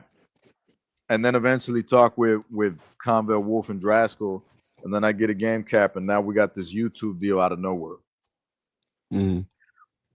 How did you feel when you found out the first time we're finally coming to YouTube? How did you act? What was your Honestly, reaction? I was excited because honestly, we've been talking about it for a while before even getting the deal. Yeah. Um, I think we had a discussion before everything went, um, before they even took off the community creation stuff. Well, not the community creation stuff, but the creative story stuff. I know we Mhm. had conversations about bringing it to YouTube and actually making some money off of it. Um, but not necessarily for the money, but actually bringing the shows to life, Shit, I voiceovers would and stuff like that. I wouldn't mind making money off of this. Uh, Yeah, it was a lot to explore. We weren't sure what was going to happen. I still remember I was nervous about even putting my voice on here. I think I remember I those think days. I think Aries getting ready to join us in a bit. Uh, okay, so Oh, Aries, second part, Aries. the second half of Air Level. So Aries having some technical issues right now. She should be joining us soon. We're gonna give it a moment. Uh, I'm gonna let her know. Um, but So on top of so that, though, yeah. like the whole JTV stuff was getting discussed about being on YouTube. I know the first steps that I made towards it, I started putting the MVs up there, the music videos of different superstars, VIP, myself, whole bunch of other different ones. Um, Oh yeah. Basically in WWE terms, Titantrons. Um, I like the one you made of Kevin Impact. That was clever. yeah, that one, and then we started doing the whole advertisements, like the Freddy Krueger special edition one. Yeah, but that was Uh, those was like in 2012 and like yeah, it was like 2012 that we did mm, that. it was like all the advertisements. We just started on there, and then leaving They're JT on for a this few channel. years. They're on this channel, by the way. Those videos are on this channel. You got to scroll to like the first videos. Mm, and leaving for a few years, coming back to actually JTV growing on YouTube was it's pretty good to see. It's like It's kind of seeing a child that you raise and shit become something. right, but it's kind of weird too because it's like, man, like we're here and it's been years later. When you Yep. think about it like that, it's like, wow, that shit is crazy. It's been Um, what, nearly 15, 16 years now. I mean, it's been more offline. You know what I mean? Crazy. So it's a long story history. It's a long history, man. And this history started back on PS1 with the WWF games and all that shit. So there you go. Didn't it go But further than that? well, Wasn't on Nintendo 64? well, I mean, we was on all of that, but if we're gonna go even further, I mean, I got to give credit to my late brother who passed for this. He's the one that really made me get into stuff like this. So my credit goes to him. And let's see if we could keep it going from 20 go to 2015 now where we was at. Yep. So I don't remember what's going on in 2016 in terms of our relationship falling out, whatever. Um, I just know I think I was probably in the process of speaking with you again, and by the time we got to about 2016, 17 or so, I remember we were in talks. I don't remember how it happened. I do remember reaching out and um, trying to make peace or something like that. I don't remember how it happened that time, but we was able to do it. And then um, you come over to JTV. At this point, you've been away for a good 2 3 years. What's your mindset at that time when I'm trying to bring you back and we're trying to negotiate? And now it's YouTube. Now it's different. And not only is it YouTube, but um, there's people, a lot of people. There's Ari, there's Hudson, there's all these new people, new friends to make. What's your mind? What's your mind at that time? Um, if I'm gonna be completely honest, I Please. was not in the best mindset back then coming back. Right. Um, Not proud to say it, but at that time I had only one goal and one goal only. It was to do my villain shit, come in, destroy JTB from the inside out, and do all that shit. Not my Right. proudest moment, like I said. It was your demon advising you to do that. Exactly. Yeah. Because we had a pretty bad falling out. So I was like, I'm gonna destroy Yeah. everything, and Yeah. walk out. But I did make some good friends. Um, although what happened back then happened, like I said, not my proudest moment. Do regret it. But I feel like it needed to happen. Right. Because you know how they say you got to destroy something in order to rebuild it again? Right. I feel that's what happened. I had to get my immaturity out and then um all that. But as far as that time coming back into JTV, meeting a whole bunch of new people, seeing how much it's grown and how much talent we gained while I was gone, it was kind of nice. It's good seeing it. Although my intentions weren't to build it from there, it was more devious. But I was more to say I was more proud. I was proud to see it. JTV came a long way from what it was when I left. So it just kind of hit you that you kind of went, I'm gonna get back in. I'm gonna try to fuck shit up, but along the way, you kind of went, wait a minute, it's nice. This is nice. This feels great. Yeah, This feels right. And I'm part of the reason this is happening. So you know what I mean? yeah. And like at that time, like I was like, damn, all this new talent's here. Is like I'm getting forgotten. Like the fuck, you know. I was Wow. barely even mentioned. Anybody barely even knew me. Right, Um, right, right. Wow. so yeah, it's crazy. But I mean, I can see it from lot your perspective. I can see that. yeah, it's not a good feeling being forgotten. So I had to make an impact. No pun intended. Is that how you really Uh, feel? at that time, I did. I mean, Um, you definitely don't want to be forgotten now, do you? nah, most definitely. So Yeah, I I'm mean, back. I don't think anybody wants to be forgotten, like you said. Yeah, Yeah. but a lot of good came out of it. I did make some good friends. The friends I actually talk to the most now, I made there, especially my second half of Air Low, Right, Airy. It's crazy to think we've been friends for about 10 years now. That's more insane. right. Um, but yeah, a lot of good talent came from there. And I feel bad because I took a lot of the talent that was actually good in JTV, which I feel like if they would come back now, it would be a major pop and major difference for a lot of these people. Um, for sure, You're referring to Hudson and all of that went on.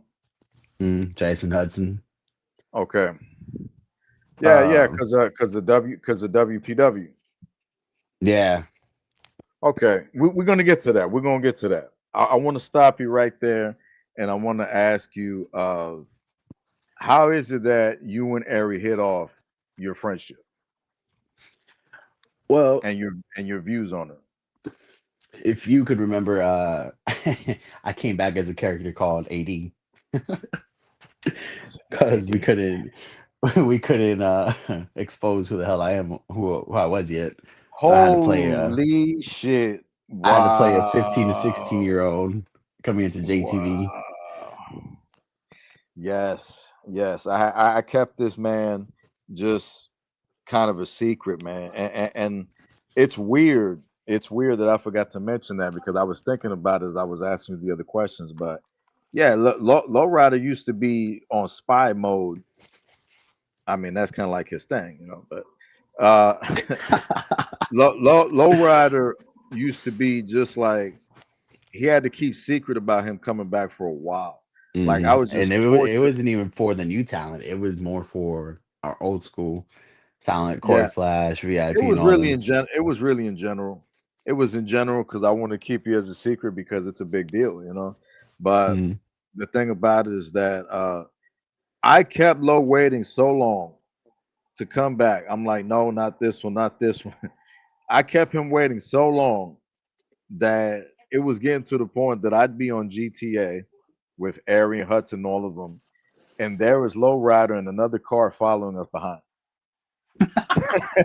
I'd be like, yo, I cannot believe this shit. And I'll just be talking to them, and then out of nowhere, I don't notice he joined the lobby. And while we're driving, I'm noticing he's behind us. I'm like, this fucking dude. Then I got a message, and I message him and be like, hey man, you're making it obvious. You know what I mean? It was like Because one of those GTA missions where you can't ride too yeah, close. Hudson wasn't stupid though, because Hudson knew. So Hudson, you know, I'm like, this dude is gonna catch on, man, because he knows. So like I'm noticing he's noticing you. You know what I mean? And like eventually, after a little bit, yeah, he caught on and he knew it was you. I know my shit. You know what I mean? But I Mhm. kept him waiting so long, and then eventually he just gets to walk out. Bap, bap, bap, bap. So Yep. so what do you think? I mean, there's got to be a little bit more details to how both of you guys specifically was able to hit it off. You know, Yeah, I mean, you know, you thought her character, her character, and something about her then person. Yeah. her personality is matched to mine, honestly. Okay. Um, they were just those first few months. She hated me, not gonna lie. She hated the fucking little character I developed. And then like when she found out, who I was, the whole I came back on that episode. Everybody watched it. I came back officially as Lowrider. And then me and her started hitting it off by me making her attires, fixing her hair, stuff like that. And then just coming out entirely. Um, it really it really sparked a lot. As soon as I came out to her and like everybody else is like it sparked a lot. And then we started getting closer, started sharing personal details and stuff like that. And then it just went on from there. Me and her at one point were gaming alone, like just basically bonding. And now we're at where we're at here where we can guess each other's fucking sentences and shit. So it's pretty That's cool. dope. That's dope. Um. So you got to come back to JTV. I mean, this is 2018 now. It's a year later. I feel like when you were brought back, you were treated very well. I feel that you were put in main event caliber storylines because Mhm. not only did you come back to beat the shit out of VIP's truck, who was the world heavyweight champion at that time, but also you're working with Mr. Skull Brotherhood himself, Burke Lawson, and you're working with Jay Rio. which Jay Rio wanted to be funny until you beat his ass in a few seconds. He got pissed off in that match, and then he left. I think it was on Mega Rush or some shit like that. Jay Rio wanted to disrespect Lowrider. I'm gonna let him tell y'all the story, but he wanted to disrespect Lowrider, so Lowrider had to teach him a lesson. What happened there, Low? And what do you think about Jay Rio? I mean, coming back, everybody. I had a target on my back. JTV Legend comes in. Everybody wants a piece. Everybody wants to become main event category. So I mean, I was expecting to be targeted.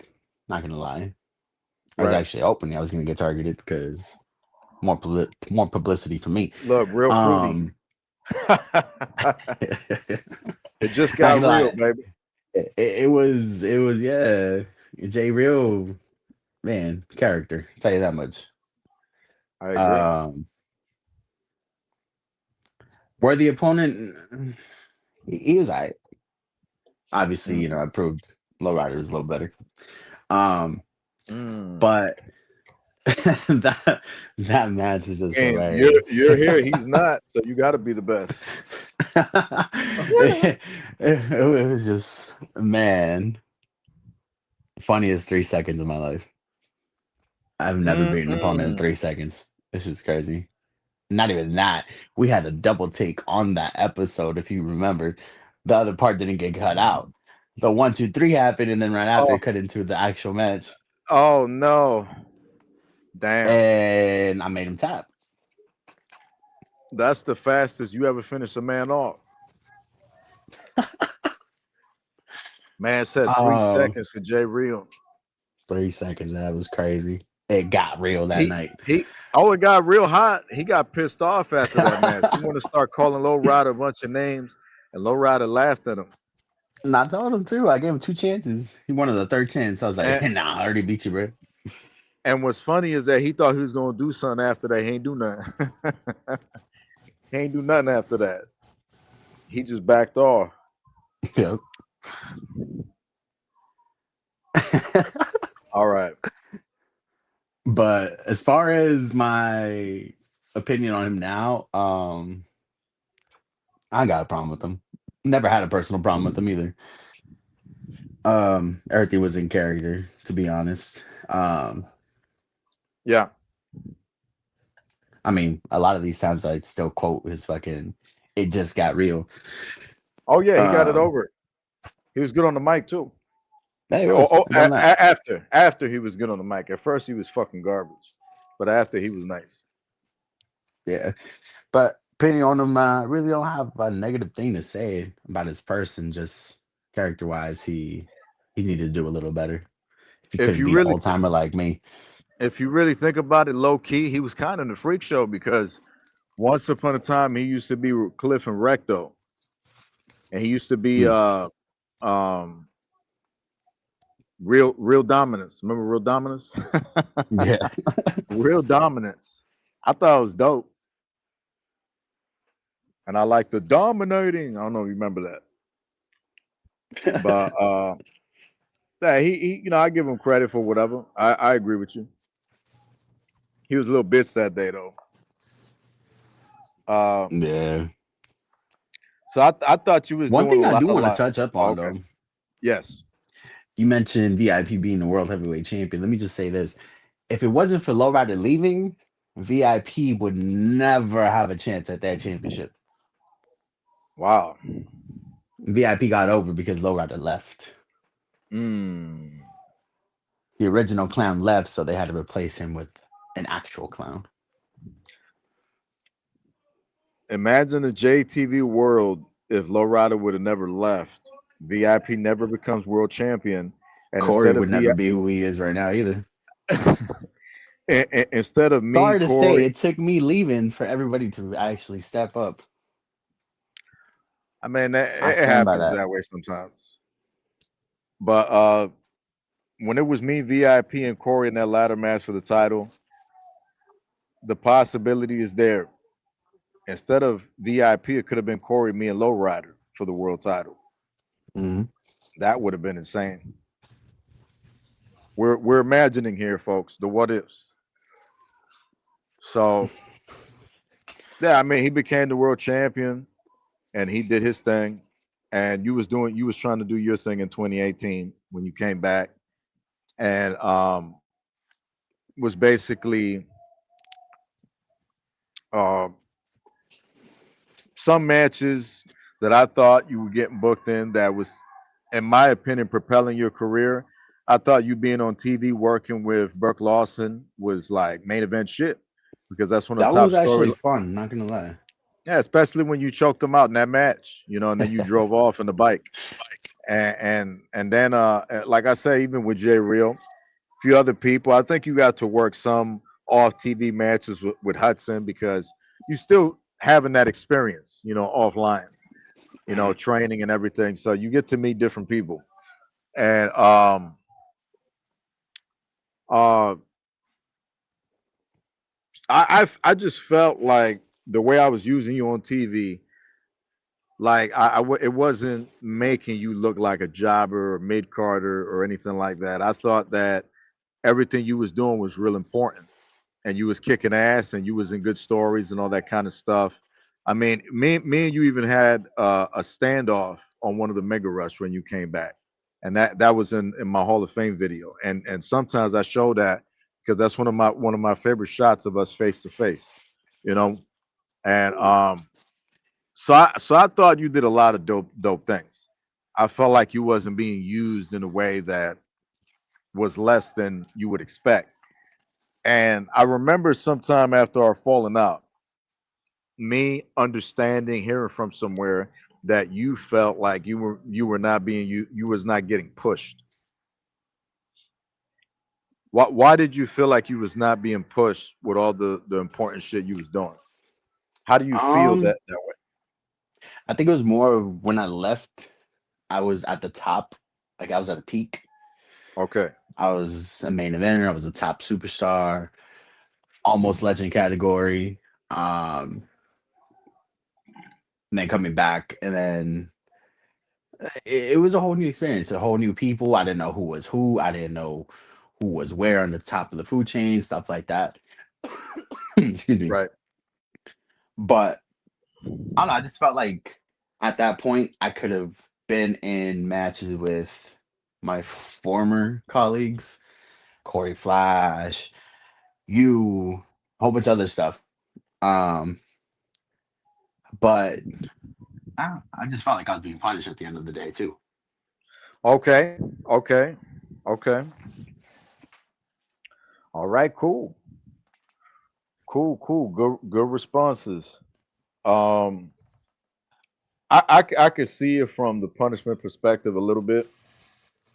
From the main event perspective, I don't know because you as a top person, you come in, you do some stuff. Again, I just feel like what you were doing was main event stuff. Maybe you disagree. Maybe you feel you weren't because you wasn't working like me. Because we didn't get to work when you came back on TV. Yeah, We should have did that. That's what we it's should have not too did. late. It's not too late, says Lowrider. But we should have worked at that time. I didn't want to do it because I thought, we already did it a few times. I don't want to use it up. You know what I mean? I think it's where it's at. But yeah, it would have been cool to work again. Another question. Um, I actually had a question going back yeah, to the pay per view we mentioned earlier. Do we still have a Wheel of Fate? we still have a Will of Fate. Yes, we Interesting. haven't we haven't done a couple years, but there are plans to bring it back sometime after Showdown. I Well, can I would like confirm to that right here. propose that I bring Wheel of Fate back in an episode. Just saying. Well, I do You remember the remember that. days, right? We sat there, wrote on papers different type of names for pay per views. Yeah, I remember, Chemical but Warfare, Wheel of Fate. I was also gonna say that doing it on an episode sounds insane because instead of doing the pay per view, you just do it on the episode. It could be like Mega Rush, Will of Fate, and like the whole night is the wheel turning. So that's what's That would be dangerous about the interesting. Yeah, that's what's dangerous about that pay-per-view concept, that wheel could turn and anything could come out of it. So imagine if you turn the wheel, right? And then it says, okay, so when the wheel turns, whatever opponent it lands on will be Low Rider's opponent at the next pay-per-view, and then it lands on my name. Like, wait a minute now. Kevin Impact's gonna wrestle? So that's what's dope about that pay-per-view. But yeah, for sure, we should have definitely worked at that time. It was a missed opportunity on my part, but I did still feel as if what you was doing was building towards that, and that you were still doing main event stuff, in my opinion. Yeah. So And that second time I left, I mean, it was more of me leaving. okay, okay, I think it was more personal reasons. It was nothing to do with J2. It was just more personal. I needed to step away from everything. okay, interesting. Um, but as far as all that goes, this last time coming out, um, I'm here to build the company to bigger heights. Something I should have done when I first came back, but now it's more. I'm older, wiser. I'm here to build something good. Here to make sure the brand doesn't die. So If your demonic ass really means those words, Kevin Impact and JTV thanks you, Lowrider. We appreciate the help. Uh, shit, what was I gonna ask you? I had it and it went away. Uh, ah, damn, well, that's the problem with getting that old. Shit. yeah, that was a good response on your part. I got to think of something here. Um,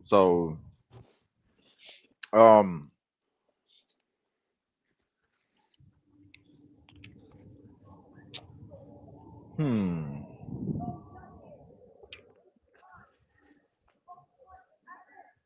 Crazy. Let me ask you something. What's your opinion on Lowrider actually coming back to JTV? I think that if he wants to continue enjoying that comeback, he needs to stop trying to get me in the ring. That's what I think about that.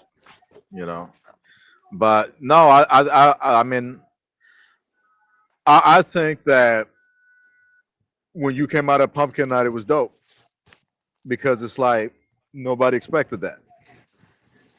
You just came out of nowhere. I can still remember hearing Shendon pop, a couple people pop, and it was like, okay, that's cool, you know, because you don't feel shit like that no more in wrestling. You know, Yeah. it's hard to find it. So it felt organic. It felt real. You come out of nowhere, and I like how you started headbutting everybody out of nowhere, and then you threw the arm up real quick for everybody. And then after that, the audacity of Damian Taylor to just start beating you with the Kindle stick. Let's talk about him real quick. You Give got me one quick second, just a quick second. okay. So today's show, folks, is sponsored by KWF, courtesy of Devin Chaotic and the Chaotic Network. It's also sponsored by CJ Mondo's TNA, Titan Nation Alliance. Um, much love to y'all, man. Appreciate y'all. If y'all got any questions, put them up. So I got two questions right here. Let me make sure. I got one question from Chris Conscience and another question from Damian Taylor. If y'all have any questions, post them up so that I can ask Lowrider. We're still waiting the arrival of Ari. I'm not sure if we're going to be able to get her on this episode, but we're going to try to give it some time. And we're back with Lowrider. Yes, sir. Sorry about that. Okay. Please tell me you didn't forget your question again. Yeah, I did forget. Yeah, I did forget my question. I did actually. Uh, so Maybe he should have get in the ring, folks. Probably won't even remember his own finishing move. this guy right here. Yeah, it's probably a good idea if I don't get in the damn ring. I might end your damn career. Never know. Nah, you might sue me for breaking your hip. Oh man. Well, you break my hip, I stick it up your ass and turn you into a popsicle. How about that? With the same broken hip, bone right up your ass. So Crazy. yeah, I was just talking, asking you about Damian Taylor. You got to work with him, and I thought it was good, very good match, very good match. Corey was in there. It was just out of nowhere. We just threw something together and said, Mhm. let's have fun. So when you came back and got that feeling, how did it feel? Or actually, let's just save that for now. We'll come back to it because we're still waiting on Ari. Okay, so let's just Yeah. keep going. Let's stay in 2018. Let's go back to 2018 real quick. So eventually, of course, after what I felt was a good run, when you came back, I Yeah. instigate a drama with us, and I'm in a dark place. I'm going through different things myself. I'm not going to use none of that as any excuse. You know what I mean? Yeah. I was going through things, but me instigating shit with you is not okay. You know what I mean? Yeah. So, I was talking well, I believe that's what happened. You're saying yeah, so I guess that's what happened, but I believe that that's what happened. I remember I put a post up running my mouth because you and I have had issues that you brought upon me. You know what I mean? And I kind of just had to just figure everything out along the way. So, I'm still hot about certain things. You know what I mean? But I was just talking shit to talk shit. Even then, I remember that I barely meant it, but I still said it. You know what I Yeah. mean? So I did say stuff like that. I don't know what else I did. I So mean, what was it that I did to make you hate me, to make you start trying to stab me in the back type shit? What was I doing and what did I say? I think it was more of I felt like you brought me back just to basically destroy my character. Okay. Especially with the comments you used to make. Uh-huh. So I think that's where it all started. Where I was like, you know what? Let me just take him down a few pegs and destroy his company from the inside.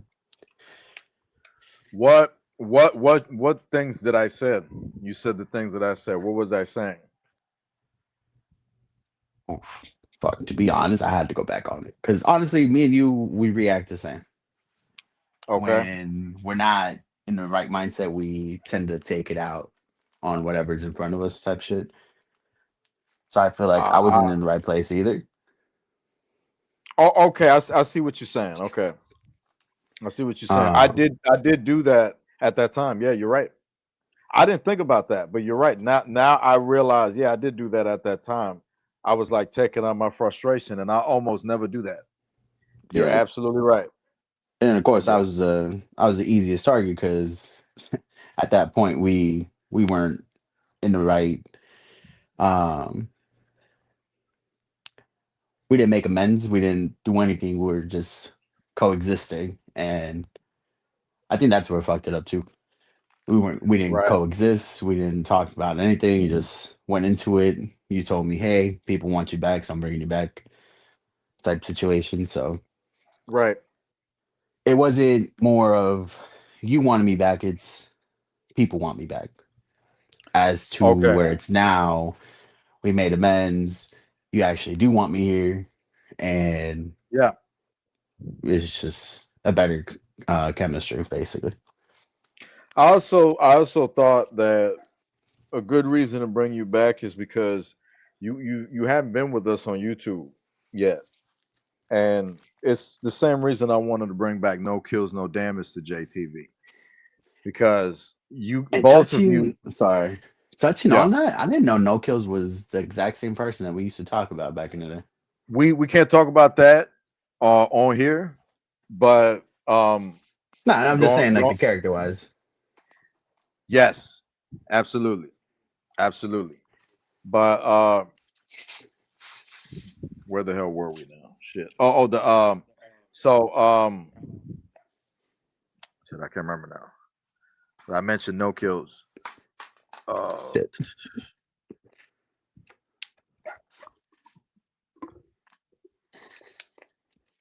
well, Reason you you should. brought no kills back. Oh yeah, no, yeah. So yeah, the reason I wanted to bring him back is the same reason I brought you back. Just that you know you both of you guys paid the way for JTV, and you couldn't. You ain't never been on the YouTube with us. It didn't happen. And I always liked the idea of bringing back everybody that paid their way for JTV and give them respect like that. So Mhm. I thought it'd be good to bring you in just so you get your recognition. You know what I mean? You get your flowers, if you will, for what you did. Yeah. So that was another reason to bring you back. Uh, so I could see why you reacted the way you did, and I can see that I guess it was my commentary on Facebook that activated this mindset. Uh, so now I understand what happened. So now it makes sense. See, this is why we could get along now because now we understand what was going on. So Yeah. you were reacting. Um, at that time, no names, no names. I was being told by several of my stooges, as you would put it, at the time. You called a couple of people stooges here in JTV. Well, a couple of my Mm. stooges had let me know that uh you know I saw some of the stuff you said about Funkman, which I didn't like. You said something about him staying on the top turnbuckle or something like that, and I wasn't a big fan of that commentary. It's a lot of different things I was hearing, a lot of different dirt that I was just surprised by. Um, we had our falling out, obviously, in time. Uh, I was being told that you was conspiring against me and that you were putting a company together. You was going to try to take everybody. Was this true? Yeah. Not gonna lie, it was true. Did it happen? Not really. You can see fucking WPW never happened. So Well, it hasn't happened. yet. Exactly. But I'm gonna tell you this. You should do it. And I plan to with this, and especially with this new game. Yeah, I really plan to. Really is inspired. it, all you got to do is this. You do universe mode, so it's easy And for you, right? You have all it's the characters easier, downloaded. yeah. You know And what I then mean? not even that. What? Universe mode got even better now. So Okay, good to hear that, and I'm good that I'm glad that you're saying that. But yeah, WPW universe mode, and what you do is you just let the show play and yeah, let it go live, and just let them wrestle, and then the camera you can move it around, you can zoom in and everything. You're gonna get ratings. Trust me, you're gonna get ratings. It's gonna be crazy. You should do it. I'm telling you, you should do it. And when you do it, you're gonna like the feeling. It's like a different high. You know what I mean? yeah, And this time you'll have our support.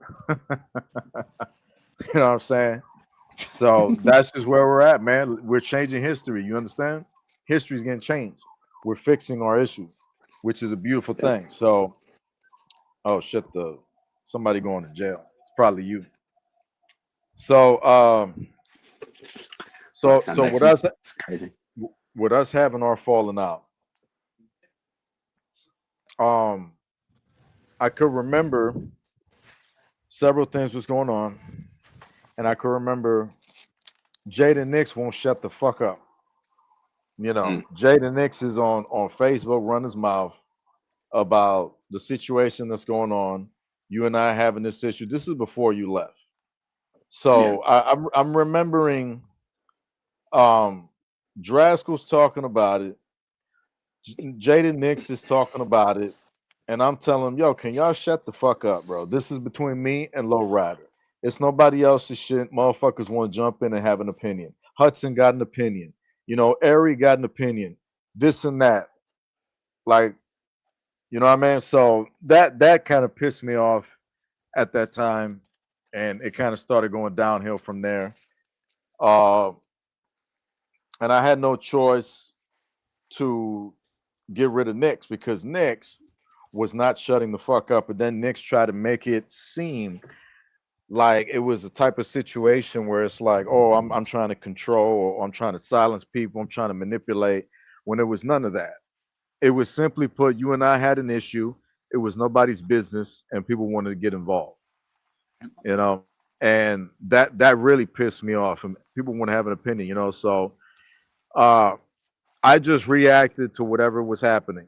You know, and um, I felt kind of disrespected by a lot of you who were disrespecting me, for sure disrespecting me, and I didn't deserve that shit. I don't give a fuck what I did or said. You know, I had a right to Yeah. talk my shit. As wrong as I was, and I apologize that I'm wrong for that. I still have the right to talk shit based off of the shit that was happening in my life at that point because such shit. Uh, and it's still not okay, but I got the right. So I ran my fucking mouth, whatever, but some people just wouldn't shut up. So it became more of a problem, and we we I mean, it kept tumbling from there. Really, just I had to get rid of Nix, and I got rid of Nix because he tried to make it seem like I was trying to silence him and whatnot. And Yeah. then when he was out, I mean, it was just hatred and all this other stuff. And then um, I could remember being in a party chat with you and Ari and a couple other people, and I could just remember you guys kind of chuckling at me over something I was saying or something like that. You know what I mean? And it was just kind of like, disrespecting. Mm. And I was pretty sure that it was aimed at me. And there was other stuff that went on that I don't necessarily want to get into, but it was just stuff like that going on that it messed me up a little bit in the head. So there came a time when you said something that to me was very, very interesting. And it was almost like you wanted to test my gangster. And after you said that, that really set me off. And I had to just do something. Um, you've never spoken to me like that before. And that day you decided to say something about, oh, I don't think nobody here scared of you or something like that. I don't remember what I said. I didn't say nothing menacing before that. I know that. Uh, I guess I can answer my own question on why you said that. You know what I mean? Mm. Obviously, you already told the story before of everything, and I could see why you said that. But just so that it's not just my opinion, I'm going to give you the mic and you tell them your side, even though I know the answer. But Um, ba- basically, why would you say that, even though I know the answer? Why would you ask me that? I think for me at the time, I do remember the incident.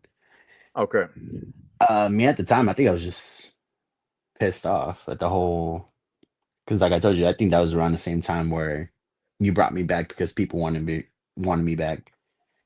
It was the okay, first time around, so I was still pissed off and a whole bunch of other stuff. Not to mention that, but going on like the Jaden Nix type thing.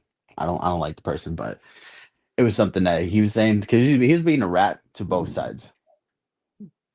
He was telling you stuff, he was telling me okay. stuff, which was amping up more towards it, making it even like basically putting gasoline on fire. Holy shit. Okay, So I was already pissed off. So and that's one reason why you don't have a good relationship with Knicks, which makes sense. mhm, yep. Okay, And so just a whole bunch of shit happened, and I was already like, on the verge of acting the whole plan out of destroying from within, whatever. So that really amplified it. And honestly, I was like, you know what? I don't really give a fuck anymore. Fire me, get rid of me. I'm gonna say what I want. So it was just a lot of those type of emotions, to be honest. Yeah. Like I just wanted to piss you off the same way you piss me off, you know. Yeah. But yeah, it was just a whole bunch of little demons in my ear, basically, coming back and Yeah. forth, Yeah. which was crazy because come talk shit about you to me and then do the same to you, or yeah, go talk shit about me to you. This is crazy work. And what kind of shit was he saying or It was just talking? more of the line like, oh, Jay said this, Jay said that. And then I would say stuff, and apparently he went back to you and said the same thing. Low said this, Low said that. Yeah. So you could tell through other people that he was feeding you what he was feeding me. Yeah, exactly. Okay. Uh, I'm not going to comment on that. Besides, LOL. You know. Yeah. Um. So, and I don't have a problem with Knicks. That's cool. I don't have a problem with Knicks. I do my thing. He does his thing. Um. I'm still going to ask you. Mm. You just gave us evidence, or you just gave us some detail on the question I'm about to ask. But I'll ask it just in case there's something else. Uh, so what is the? I'll ask it directly. What is the reason that you haven't uh, a distaste and a hatred, or not a hatred, a dislike for Jada Nix and your relationship with him? It just goes back to he's said some personal things to me before. Okay. I let it brush off, and then it kept He happening. he attacked mom. No, no, my mom, not. He would never do Okay. that. I'll give him that. I give him Okay. respect for that. It was just more of my character, um, Yeah. both lifestyle and everything else. Oh no, no, no, And no. No bueno. yeah, and yeah, I just plus he's disrespected Eric before too, so that's something you don't do.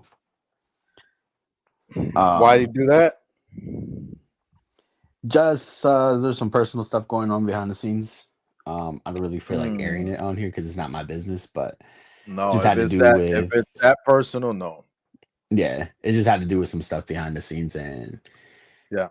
basically in a way disrespected her. So it's not gonna fly with me. So Okay. Wow. Okay. Okay. Jaden Nix. Okay. So, um, wow, that was a lot. It's interesting. It's interesting. It's interesting with that guy, but we're gonna keep it moving. You know what I mean? yeah. So, um, with the Knicks thing, it was weird because Knicks Knicks came back to me, and it was just weird because you know when we went separate ways, and I don't want to go into the me and Knicks thing, and I'm not going to do that. But when we went separate ways, it's like uh,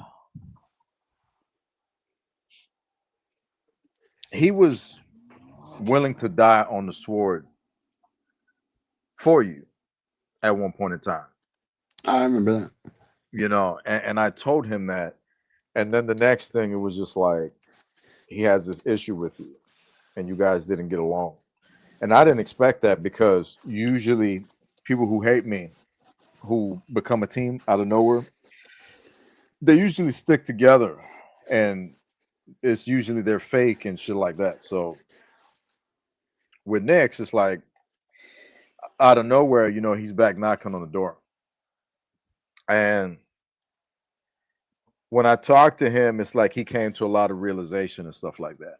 Now there was some other stuff I'm not going to talk about on here.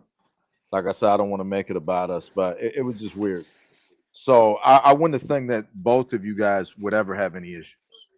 You know, I was to think that that whole squad will run with you.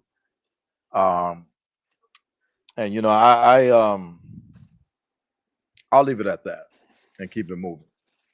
Yeah. Um, so I mean, from there, it really just kind of died off. JTV continued. You went your separate way, and several years went by, and I just waited. I didn't know I was going to talk to you again. Didn't plan to bring you back. Didn't want to bring you back.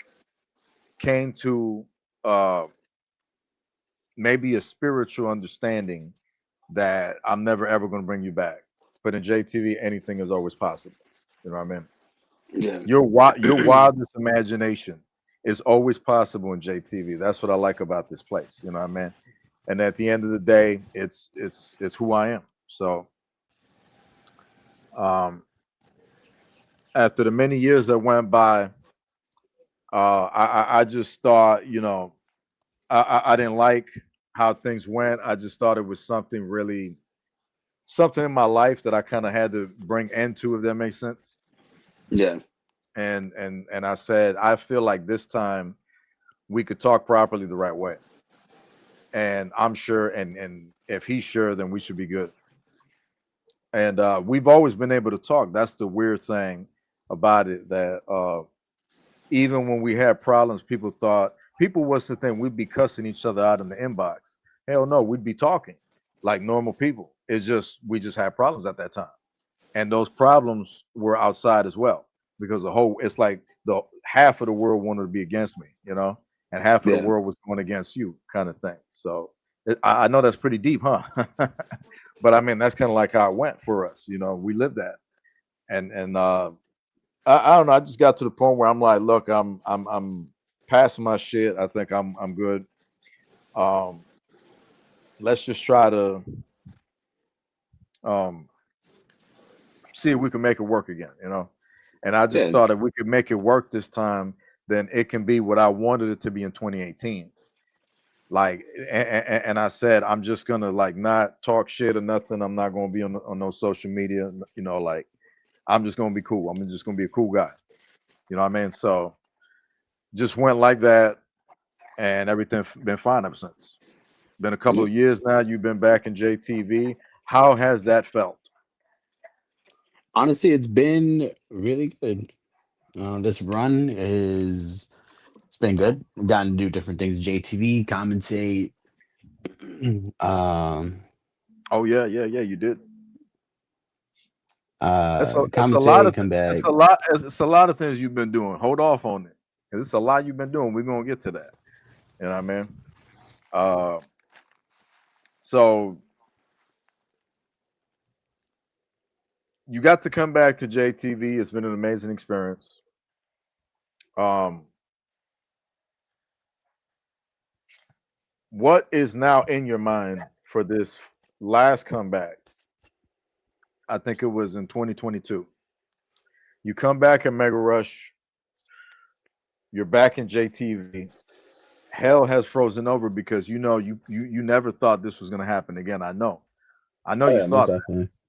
So what is your mindset at this time as you see Lowrider coming out? You're watching Mega Rush. Lowrider's coming out. He's walking. The music is playing. He's at the anniversary show. What are you thinking right now about the future in 2022? Well, being back is very surreal. Hmm. Never really thought I'd hear my music hit again, Wow. or that creepy ass little Scott Gross looking video. Oh Um, no, the doll. that's Yeah. definitely scary on its own. Uh, but this run is like I was saying, it's very crazy to me. Never thought I'd be back. Never thought I'd actually compete, let alone even be on, JTV actual like episodes and stuff. I thought it would be more behind the scenes because we had discussed it. Right. Um, And then, when I returned, Oh yeah, you're right. I I I remember literally that. said I was gonna be working backstage.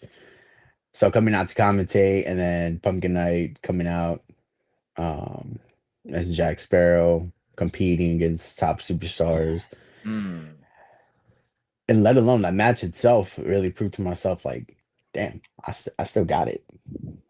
right. Um, so I definitely, agree. all I'm gonna say is expect to see Lowrider more in the ring in the future. I'm not gonna say when, just future. Um, I plan to actually come back at some point, and I mean, you're already back, man. You're an active competitor now. You just waiting on your next match. Speaking of matches, interesting things have been going on in JTV since you've been back. Like you said, you got to do the Jack Sparrow. You were even in a comic book for Stan Lee, and you know, you even had the opportunity to confront Shendon. You funny enough, confronted, I was actually gonna get to that. yeah, you confronted Shendon Um, in Mexico City. How did that go?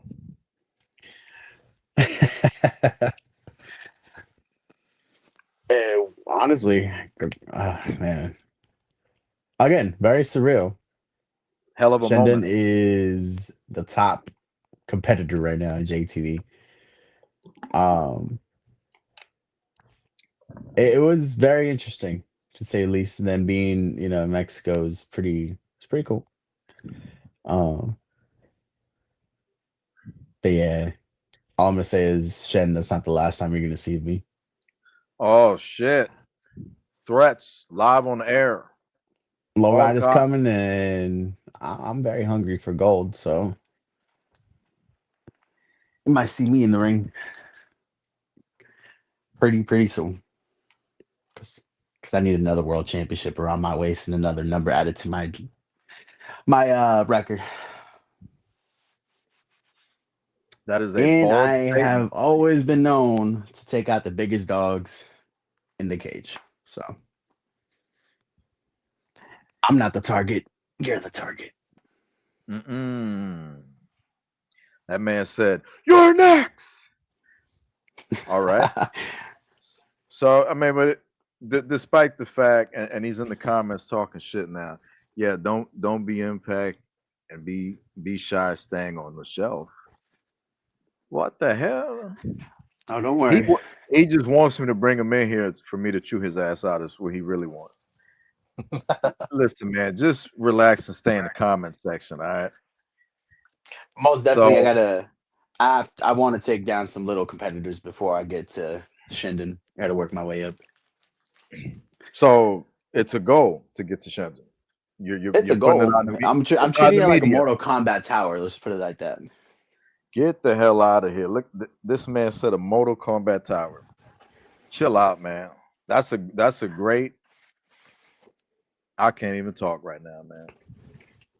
This man But left me speechless here. The towers. of course, I need I need a championship to start off first, though. And there's a lot of JTV championships I have not had my chance. Like, I haven't had a chance to hold them. Okay. And of course, it's a good thing he's in the comments right now, because the TV championship looks very nice. Oh, World Television Championship. So you like that title? I like it. I like the design. I feel it'll look better around my waist. That's crazy because I hate that title. I was about to get rid of it. Let me do exactly what I did to the Extreme Championship. Let me make it better. Let me make it worth Mm-mm. something.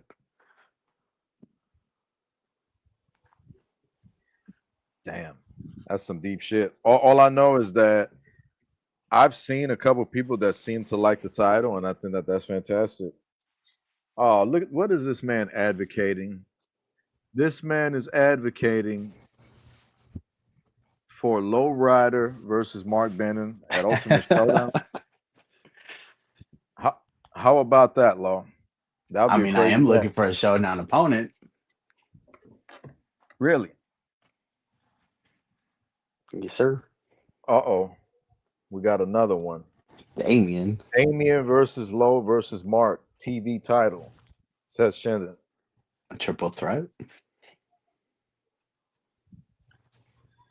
Someone seems Hmm. interested in that. Marcus Holloway says, And Conscience says, Low Rider wants to fight Shendon in Outworld. Oh my God. Fatality. Let's put this up real quick. Ultimate Showdown. Ultimate Showdown number 6 is coming up. It's going to be the next event following Chemical Warfare. Chemical Warfare is the first pay-per-view we ever did for JTV Wrestling. And Ultimate Showdown is our WrestleMania. What type of goosebumps, what type of energy, what type of mindset are you in as the road to Ultimate Showdown 6 continues, Low Rider? I'm excited for it, to be honest. To actually compete in Showdown again, if I get the opportunity. Right. It's gonna be like a full circle come around. I remember his first Showdown came around. It was very exciting to have our own WrestleMania type situation. I think Ours we is done a good lot with it. more. It's been more creative than the actual WrestleMania they have nowadays. Mm-mm. Because we actually put on a show that's not boring. Wow. So I'm very excited, to be honest. Definitely gonna make this road worth it. Gonna knock a few heads, hit people with a couple dead ends, get a couple I'll- victories, maybe a couple tap outs. Damien, plan on tapping him out pretty soon. Mm-mm. All Well, I'm let's gonna say get is back. this time around, I'm ready to take on any competitors because I'm here to fight anybody that wants it. Well, let's go back to talking about Damien, because now we're there. So, you got the opportunity to work with him in your comeback.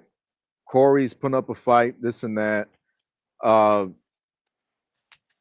any thoughts on that match, and what do you got to say to Damian Taylor and about Damian Taylor? I'm excited for the match, to be honest. Since Pumpkin Night, I'm even more excited because I got to get a taste of what these new cats have, Yeah. and what they're all about. So it's pretty cool. I had fun in my last match, that's for sure. Wrestling different faces, new faces, getting to experience new things. But one thing about Lowrider is I always adapt. Yeah. I always study my opponents, and I have a pretty good training crew. Can I say? So And definitely for yeah. this next match coming up, I am more than ready for anybody, Okay. especially Damien. Okay. So, and it's interesting because right now in your low rider career, uh, you seem to be developing some issues with different people. Now you feel like you got to put a beating on Damian Taylor. You know what I mean? There's talks of you and Shendon. There's talks of you and Mark. All this stuff. I mean, when it comes to Ultimate Showdown, Ultimate Showdown is magic. Anything is possible. And Oh right yeah. now, there's so many possibilities brewing for you to get in the ring at Ultimate Showdown. It's all there. But going to Damian Taylor, what do you got to say about him? From the match that I've had him in Pumpkin Night, pretty good Yeah. competitor, not gonna lie. Give him respect. He's good. Gave me a run for my money.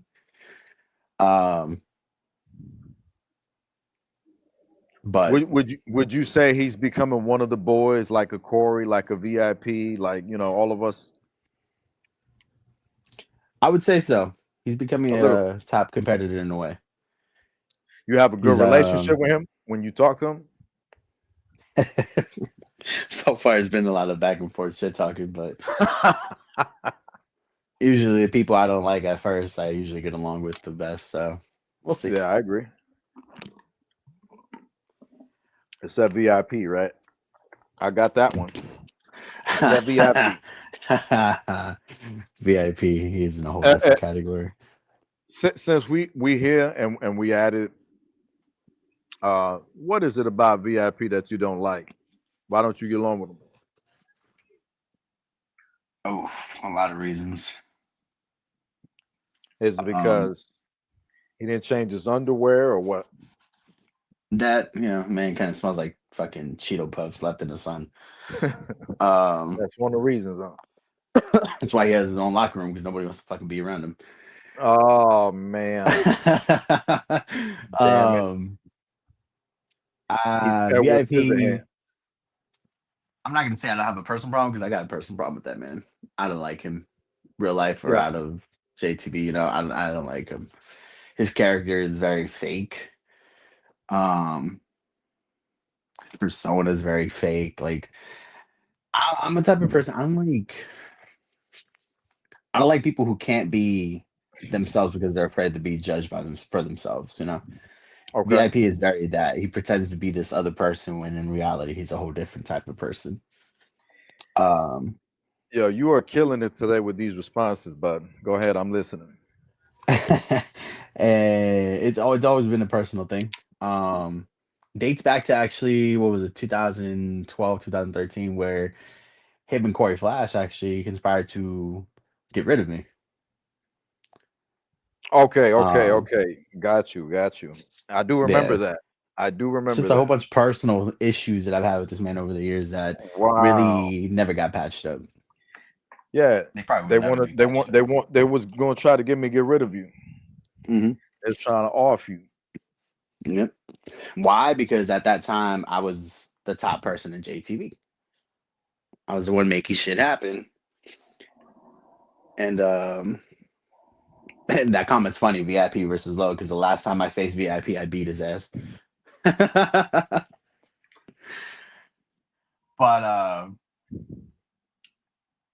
yeah, VIP will always be on my shit list no matter what. Right. I don't feel bad for the person. I don't take any of his bullshit into consideration, because that's exactly what it is bullshit. This is funny. I mean, you remember Next Gen? You remember when we were bringing it up? Right. The mystery woman. Yeah, I Could never remember get that. them in the same room. Right. So Yeah. They that's gonna hilarious. if VIP gonna send his people after you for that comment. VIP wanted to Man. become a women's champion. Just put it that way. Oh man, we're canceled all the way through. Shindin, yes, Next Gen. Next Gen is my baby. It's actually my baby. You just adopted her. Whoa. Let's take it easy here, guys. All right. I'm about to put trademark on the name. So we're having a lot of fun here, man. We're talking about a lot of different things. I'm gonna continue, but I'm gonna go back in time real fast and bring it back to 2026. Mhm. Do you remember Larry Pena, guy who played the I hero? I do. What were your thoughts on him? When he first came in, I loved him. He was I'm big, Good kid. Yeah, he's a really good kid. As stated earlier, I'm really proud to be Mexican. He brought a lot of that luchador type of vibes. Yep. Yeah. Honestly, wish he was still around, because We he would still have made a talk. big impact. Yeah, we still talk.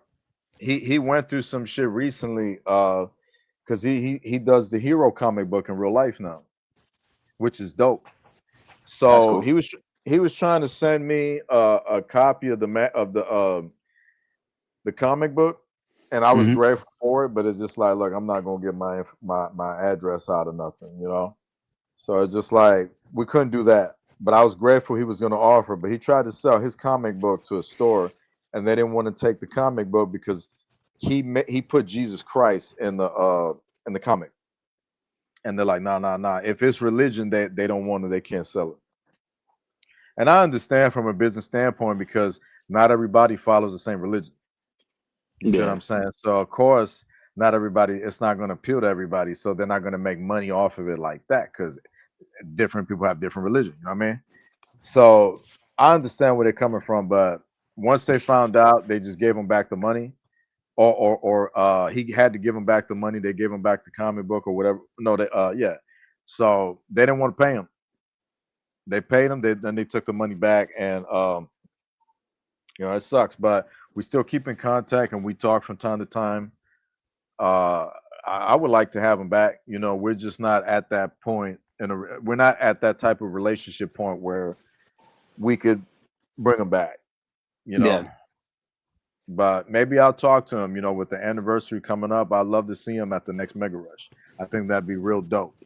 So if you guys want to see the hero come back to JTV at the next Mega Rush, and by the way, Low Rider, I would like to personally invite you to the next JTV show, JTV Mega Rush 12-year anniversary special.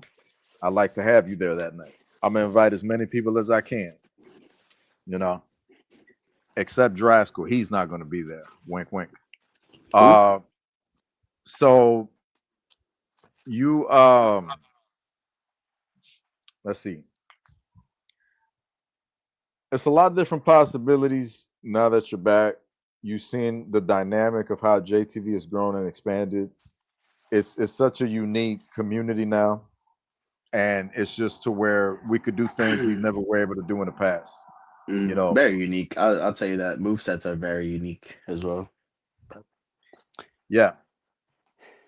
So when you started coming into this type of line, because you used to be a simulated guy as well Hmm. back in the SBR days, and you seem to have adjusted nicely to this era and to the PvP style.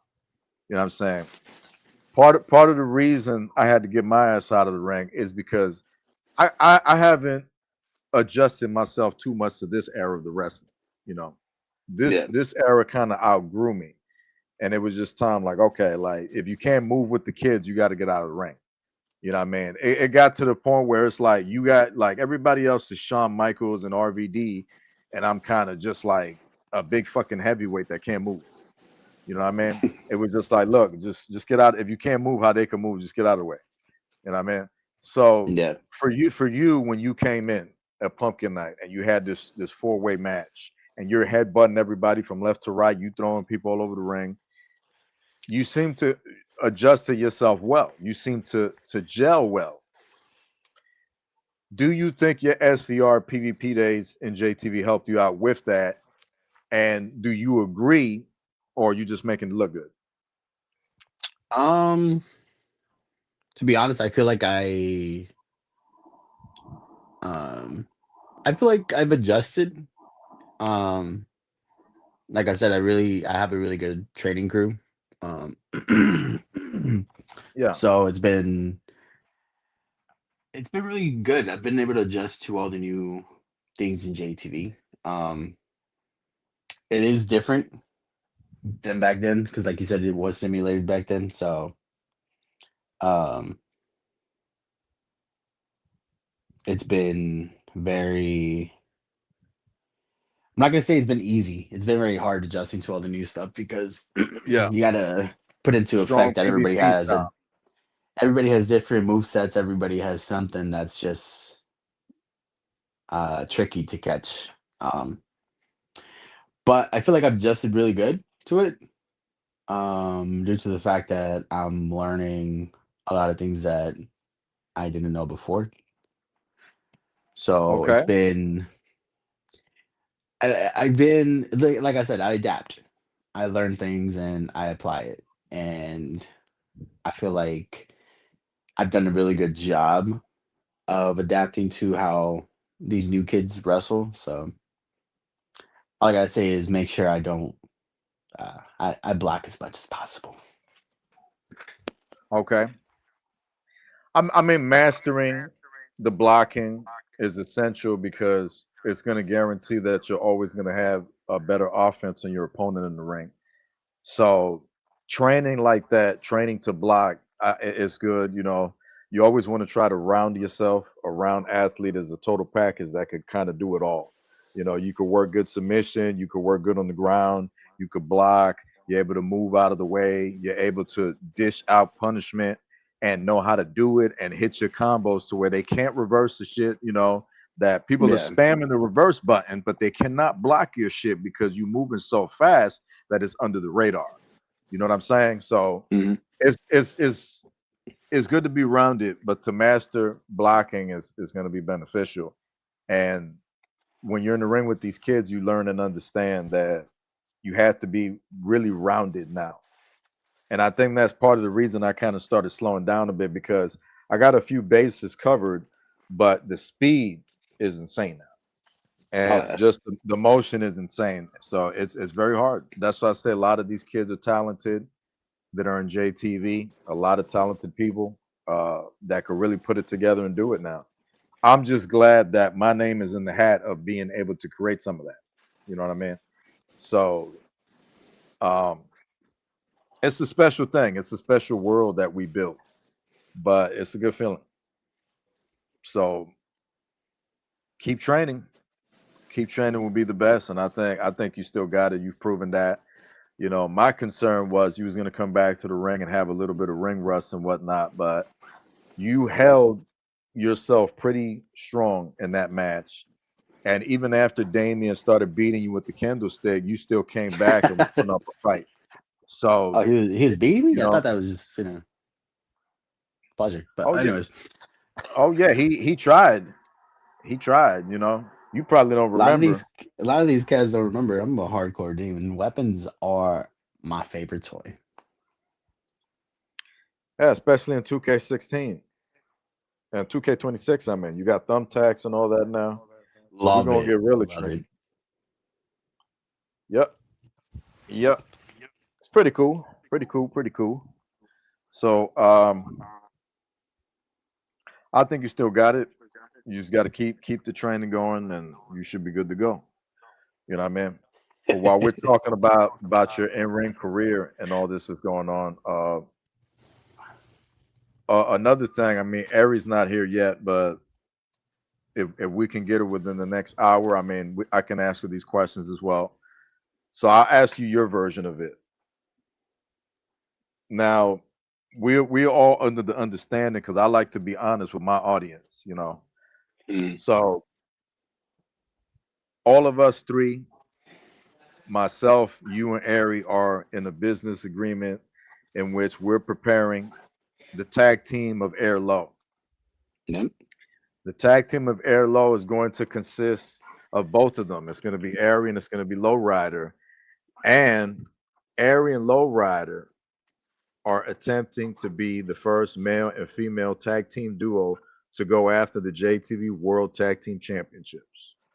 Never been done in wrestling that I've seen. This is the first of its kind, and it's happening here. And part of the reason he's on the show here today and was supposed to be with Ari is because, you know, we're here to talk about some of that. And um, with that being said, to be the first of something low, it just takes, I think, so much originality and effort and dedication to perfect.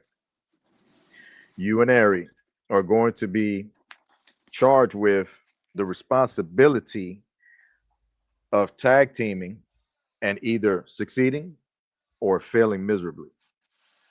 You guys come home with nothing, no trophies, no championships, no dignity, whatever's left of it, if you don't obtain the World Tag Team Championships. And there are options right now, Lo, because unless Marcus Holloway and Jada Nix has anything different to say about the Brothers in Arms, those two kings are to the North Gate, and they are the JTV Tag Team Champions, and they're guarding that North Gate. And then to the West, you got Dallas Goldman and you got Shandon, the JTV 19 co-op tag team titles. You looking at the landscape right now, JTV, running alongside with Ari in an environment where it can be two guys against you and Ari. it can even be two girls against you and Ari. Do you think that you have the capability, along with Ari, to be able to be successful and to be crowned a kind of tag team champion in JTV, whether it be 19 or world? I mean, I will say this. I don't care how these other tag teams take it, but as far as me and Ari go, I feel like me and her are more in sync than any of these tag teams are. Um, me and her, we take anybody on. Doesn't matter. Singles, matches, tag teams, doesn't matter. Man, woman, thing, it, whatever. Um, there's a reason why Ari calls herself alpha, and that's because it's exactly what she is. In a woman-dominated world, she is an alpha. She's ready to take on any bitch's head off. Let's just put it like that. That's why she's one of the greatest. Well, she is the only greatest JTV women's champion to ever grace JTV land. Really? You think I so? stand by that. I stand by that 100%. Those are bold words right there from Lowrider. Well, let's talk. Let's continue to talk about Ari, shall we, Lowrider? Let me ask you a question. Hmm? You know, what are your thoughts on the incident involving Ari and the Give me iconic one Cindy quick second, Lauper? sorry. Okay, who's still watching? Marcus says respect.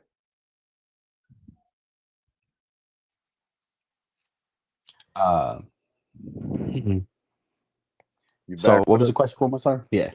Yeah, just what are your views on the situation with Ari and Cindy Lauper? She wants to say it was an accident. Some people feel she pushed her down on purpose. What are your thoughts on that incident? In my opinion, Cindy Lauper shouldn't have been there. It's her fault. It's Cindy Lauper's fault, you're saying? Yeah. Why put yourself in a situation where you're gonna get hurt if you're not ready to get So, hurt? so you don't think Ari should have been looking around her surroundings and been more careful? Nah, it's just like me, Ari. When we move, you move. Yeah, Just like that. just like that. Damn. I'm not really sure. I'm definitely want to see Cindy Lauper again. I want to take the time right now to reinvite Cindy Lauper back to JTV to get things right. You know what I mean? This thing with Ari, I believe it was a mistake. Different people have different opinions. So I think it's time for Cindy Lauper to come back. And hopefully we could see her at Mega Rush. That would be amazing. Wouldn't it, love? So, Most definitely. yeah, it's a lot of good things going on, interesting things. I guess whether Ari knocked her down on purpose or by mistake is a matter of opinion, but it was definitely a serious thing that occurred, and we apologize to anybody that was traumatized by that event. So, nonetheless, I think we got a few questions now that we hit the 3 hour mark. We have a few questions that we could probably go over, and then we can continue talking some wrestling stuff. So, I want to go to this really funny type of question here that comes to us by the incomparable Chris Conscience, who asks, do you want to have a match against Red Shoes, BKS Shoes?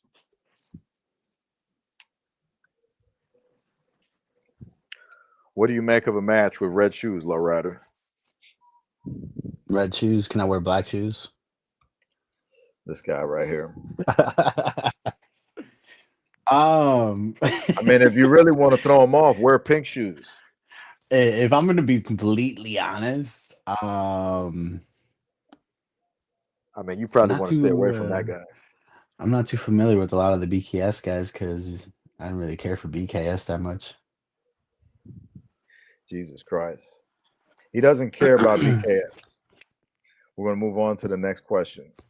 So, Nutty-O Gaming says, so Low, what's your take on the new talent that arrived in JTV? Any thoughts? Yeah, actually, we got a lot of badass competitors now. I'm Hmm. excited to take out every single one of them one by one, show them who the real legend is. Wow. Man, looking for blood. Uh, Wouldn't be the here's hardcore demon if I didn't. another question that's a bit interesting.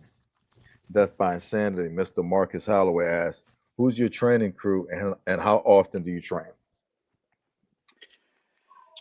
It's very funny you mentioned that. Of course, one of my trainers, we train each other's, of course, Miss Alpha herself, Eric.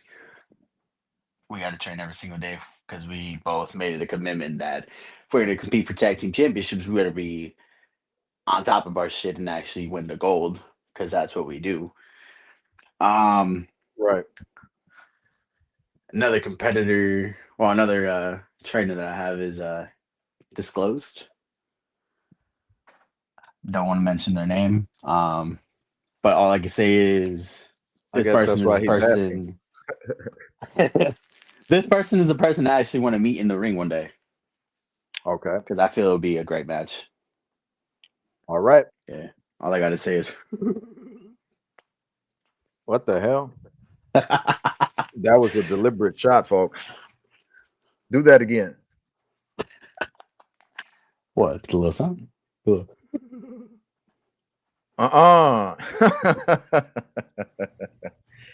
Oh, hell no. We're going to move on to the next question now, folks. Shendon says, bring back the JTV Submission Championship. Do you remember the submission title? I do. What do you think about it coming back? Do you think that we can put together a submission division in 2026? I feel we can. I feel like a lot of people actually use submissions a lot. Right, Damien, especially. He likes right. putting out there. He chokes everybody out. So I feel he would be Absolutely. good to actually run that division. Hmm. So I say, why not? Be another championship for me to get. Well, well, well. A lot of good points made by Lowrider here today. All right.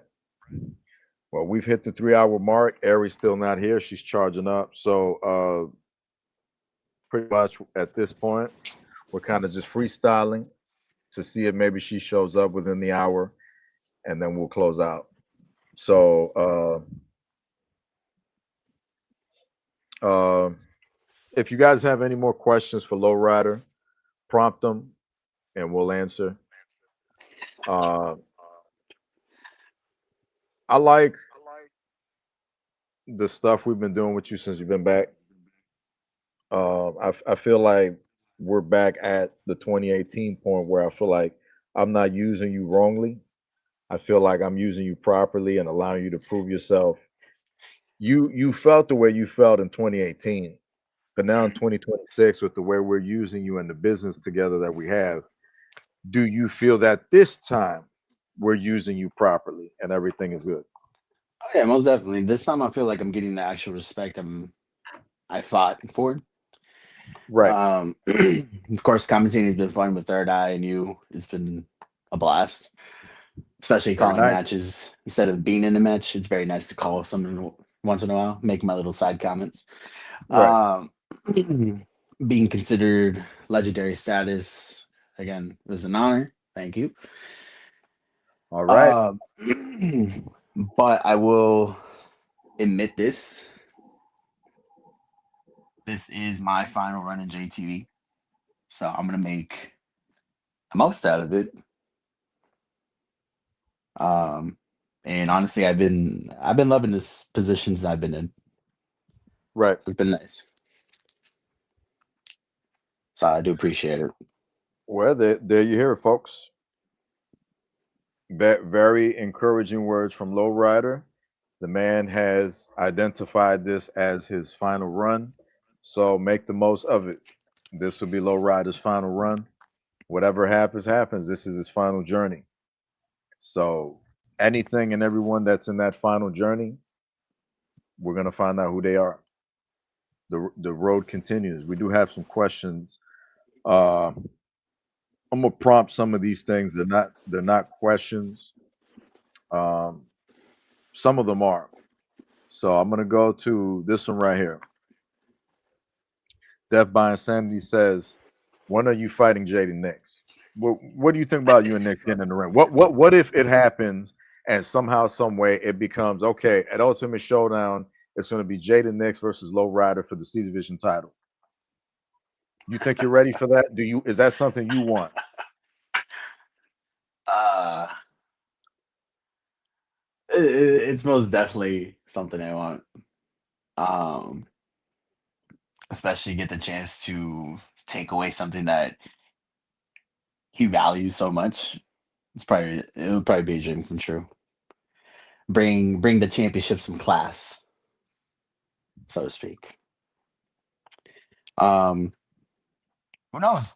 The Ultimate Showdown calls for it. I'll face Jaden Nix as long as that championship is on the line, and as long as he doesn't complain when I beat him. Yeah. Mm-mm. See, if you beat him, just know that you didn't really beat him. You only beat him in character. He was in character when you beat him. All right, he was in character when you beat him. Just know that. All right, let's keep it moving. Me knowing the man's always in character, in and out. So In and out. All right. Here's an in and out question. Shannon says, do you believe that the Majesty is the greatest world champion of all time? If not, who it is and why? He just wants to hear you talk about him. You oh, know? he's the manager. See, I thought that was a whole different character. Yeah, the Majesty Shin. Shin, hmm, not gonna lie, probably hands down one of the greatest champions that JTV has ever had, besides me.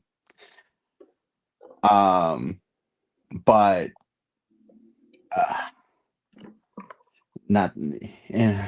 You're one of them. Not the best though. Ooh, ooh, ooh, ooh. You're one of the great champions, Shin. Not the best. Yeah, probably like second to best. Mm-mm. Second best. But I There's only mean, room at the top for one. ever you want to run it, put that championship on the line. I'll show you who Mm-mm. daddy really is. Mm-mm. I mean, you did confront him. Things got a little out of hand there in Mexico City with you and Shendon. I mean, you're not backing down from nobody, not even Shendon. No, of course not. All competitors welcome. Mm. Even Amber, if she wants it. Mm-mm. I haven't forgotten you dropped my girl on her head, Mm. almost causing a concussion. It's crazy. She did. She hurt Ari, Mm-mm. and she's still Maybe going through it. maybe that's a good way to get Shendon out of his little throne, his little throne in the boiler room. His little throne in the boiler room. Hey, I mean, if you guys is in the same universe, I mean, of course you're gonna butt heads at some point. You know what I mean? Yeah, just put It's gonna Amber into happen. submission and hold it there until Shin comes out. Mm-mm. You need to chill out. You hear me? You better chill the fuck out, lowrider. Okay? That man said, grab Amber, put her in a submission, like in the ring, and then soon as that happens, you get Shannon to come out. He gets his match. You are something else. You know that? Jesus Christ. All right. He's definitely going to get back at that. What about this one? Lowrider and Corey. What are your thoughts on another match with Corey Flash to Showdown? uh, hmm. I don't think me versus Corey would be a showdown match. Mm-mm. I would say it's more of a JTV 19 match. Yeah. A little bit on the lower levels, not so superstars. Wow. Wow. Which, by the way, Shen, you're welcome. Got you some ratings. Wow. Tore his ass down. Okay, so what about Mr. Amazing? working with Amazing again at a showdown? Low, amazing. Um, I mean, what are your thoughts on the guy? I'm not trying to get you canceled again, but you've worked with him. You know how talented he is. Would you want to work with him again? And what are your thoughts? um, you guys really had to hit me with that one. Absolutely. I mean, shit. I mean, you might want to fight Marcus too. He says Lowrider is retiring soon. Finally. Marcus is on my list. As far as Mr. Amazing goes, though, I wouldn't mind having another match with him. Although I haven't spoke to the man in over probably like 2 years. Okay. At one point, history 2 goes years. he was a prodigy. Took the kid Wow. Okay. in, kind of made him who he is now. Right. And if it wasn't for me, he would not have gone as far as he did. I had to throw bones literally to get the man rehired. So you're welcome. As far as Marcus Holloway goes, that's a dream match. Okay, but running it back to Amazing real quick. What the hell happened with you and Amazing? You keep wanting to go back to that. Yeah. So look, I'm gonna be real with you. I'm gonna throw a wild pitch here. All right, and you could tell me yes or no, and we could just move on. He has a problem with your preference in life. Yeah. Okay, so we can move on. Makes sense. I was just wondering, and I want to keep it real with everybody. All right, it is what it is.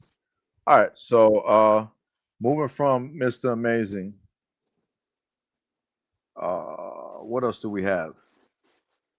Any other questions? Yeah, there's a lot of shit talk in the comments. Y'all are something else.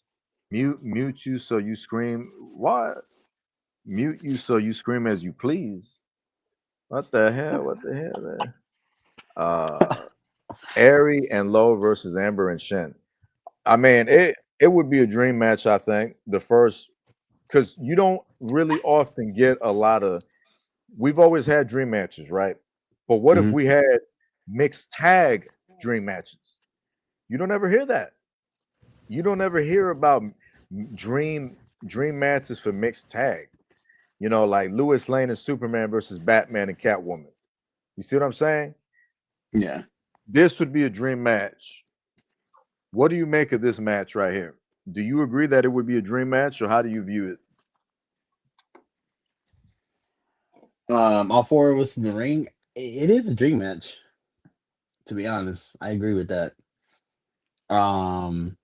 Is it something that should happen at Mega Rush? Nah, that's more of a showdown type of match. Okay, I agree. It's a big match. It really is. I think that could main event showdown and be the first of its kind. That's how big that is. Yep, I agree. That would make for a great main event right there. Let me throw a wild pitch at you though. Something you wasn't expecting.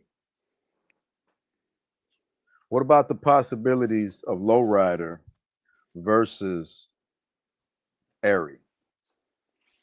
Have you thought of it? It's funny because we actually talk about this very often. Me and her we both agreed it would be interesting match, to be honest. Honestly, I feel like me and her could put on a good show. Both of our wrestling basically we're pretty much the same. We're pretty much in sync with a lot of things, so watching us go back and forth would probably be more interesting. Right. There's chemistry with both of you, but I feel like you'll just let her win. Nah. Love her and You everything, but no. you're just gonna let her. Come on, man. You're just gonna let her kick you in your ball sack, and then it's a wrap. Top that. You know what I mean? Oh, I No. couldn't kick out No. because if you was to hit her It's my with the girl dead nerd. That's end, my girl, but nah. you hit her with the dead end and pin her, I would have been screaming. Even she knows better than that. I'll choke her ass out. Oh no. Well, I'm instigating drama here, folks. I'm just talking about a dream match. That's all. That's we just talking wrestling, right? That's all. No beef. You know, y'all getting ready to go into business together. Tommy Rossetti, Vice City. Y'all gonna work together and you're gonna be successful. But what if you're not successful? What if y'all fail every time you try and Aries starts getting frustrated again and again and again? And the next thing you know, you think you can trust her, but out of nowhere, low blow, you're down on the ground and you're back to being that clown in the freak show. She could just turn her back on you at any time. It's possible that it could be you and her in the future. I could see it. Not gonna lie, I can see it too. Of Just because, course. like I told you, me and her are very in sync. We're very alike. So if she doesn't do it first, then I will. Oh my. Oh, bro, this man just gave the most Joker response in the world. Can you imagine just Bro, losing yo, you streak need straight? to chill out. Okay, you got to Just a chill losing out, streak bro. straight. It's just straight losing streak as a tag team. I'm just like, what, Eric? Yeah, You got bring to me over here by chill, this dumpster bro. real quick. Yo, it don't get no more realer than that. That And man she knows said it too. she It's better not do it. even She better do it first before I do it. Chill like it's out, not even bro. trash talk either. Because me and her, like I said, we talk about this very often, very open about it. She And about we to tell agreed her friends to your if we fail as a tag team, then one of us is gonna turn on each other. ass. So Hey, Impact ain't trying to instigate nothing. This is how the city is. It's edgy and controversial. So you're hearing it right here live from Lowrider. I Okay. mean, she should have been here right now. She could have defended herself. But We're gonna have to try to catch her on the next episode if she don't show up within the next hour.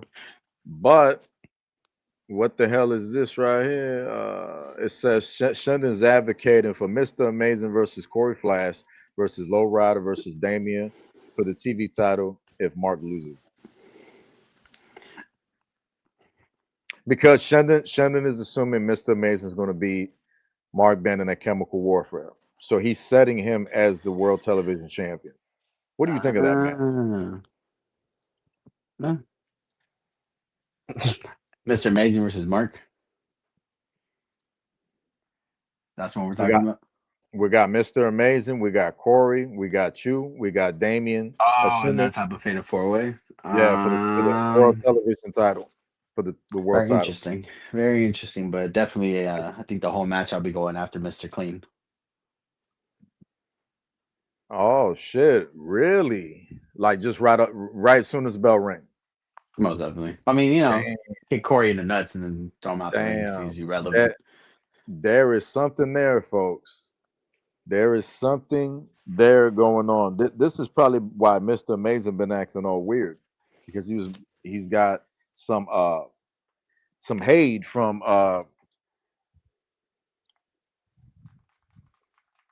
the hardcore demon himself. We'll see. That could probably turn into something in the future. But that's interesting. Interesting response. Uh, what else you guys got? Okay, something about Iron Misfit. Marcus Holloway is joining BKS. What the hell? What are your thoughts on Holloway going to BKS? It would be a major improvement from him being with You think?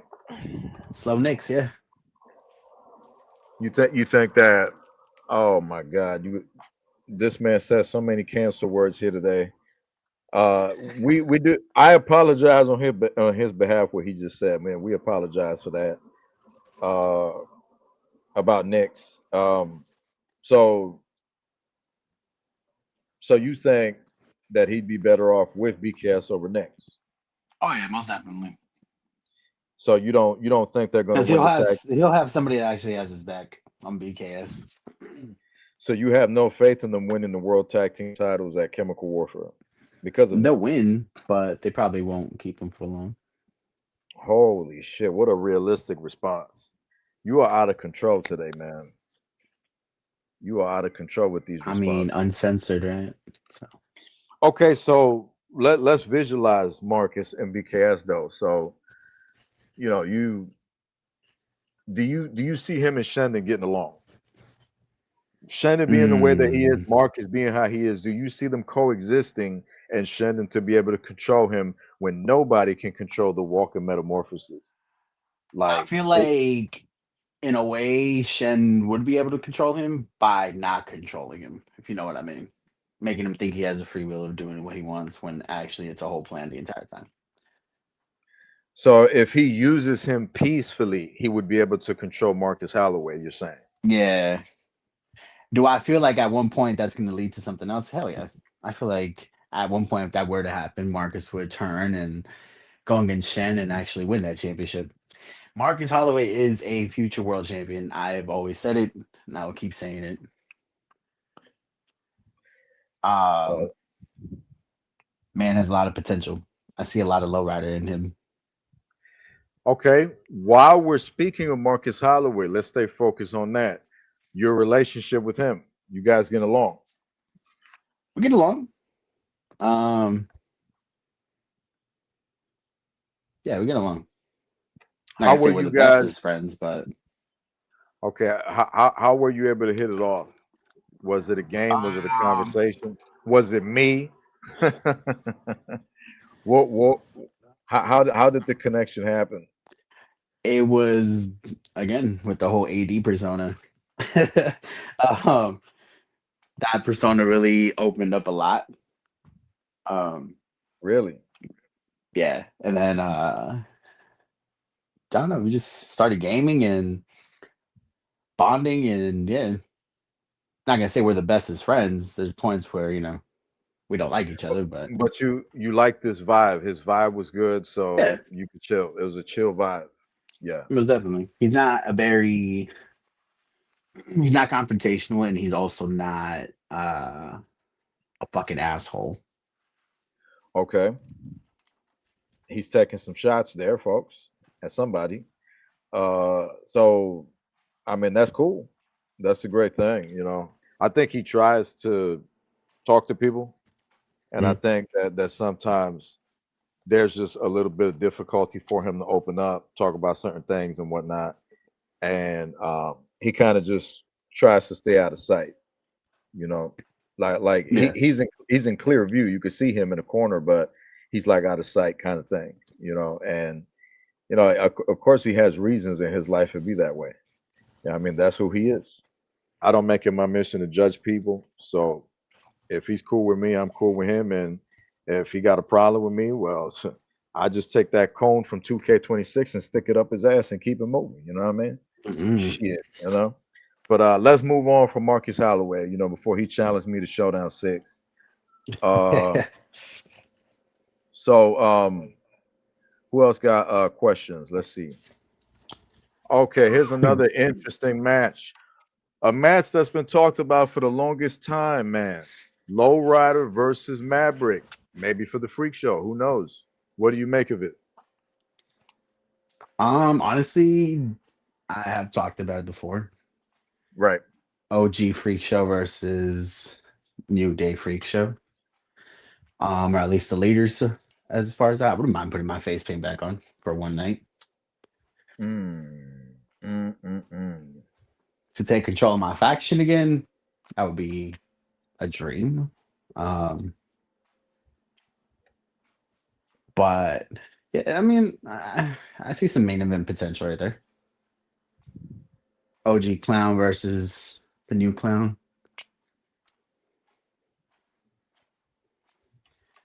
Basically, let's put it this way: old school Joker from the 50s versus Heath Ledger Joker. Right. Yeah, Yeah, switch around. it's That a man's a damn clown. good it's a damn good podcast. There's a lot of people enjoying this shit. But I could barely keep up now with the comments. Goddamn. So I think it's a dream match. Maverick is one of the goats, just like you, and I feel like it's something that needs to happen. You see what I'm saying? Like that just seems like something that needs to happen because it pertains to JTV history. Yeah. Maverick versus Lowrider. That's money right there. And so I might have to talk to my creative team about that, because I'm becoming interested in the idea. Uh Maverick versus Lowrider at Showdown sounds pretty good too. Um We still got Damien campaigning for Lowrider versus Damien at Ultimate Showdown in the Iron Man match. What are your thoughts on that? I saw that earlier. Iron Man submission match. Oh, Iron Man submission. Yeah, yeah. Okay. Do you want better, sir? Uh-oh. Let me make it interesting. Damien versus Lowrider showdown. 3 stages of Demon Hell. Whoa. Yo, that is fire, bro. Oh my God. Three demon stages. Yes, Yo, that sir. shit would be dope, bro. It's so much shit that can happen in those demon stages, bro. You could run into Scott Gross or some shit by mistake. Yo. At that point, I'll run out of the ring. Damien, go ahead. Make him tap. Make him tap before he makes you tap. Oh my God.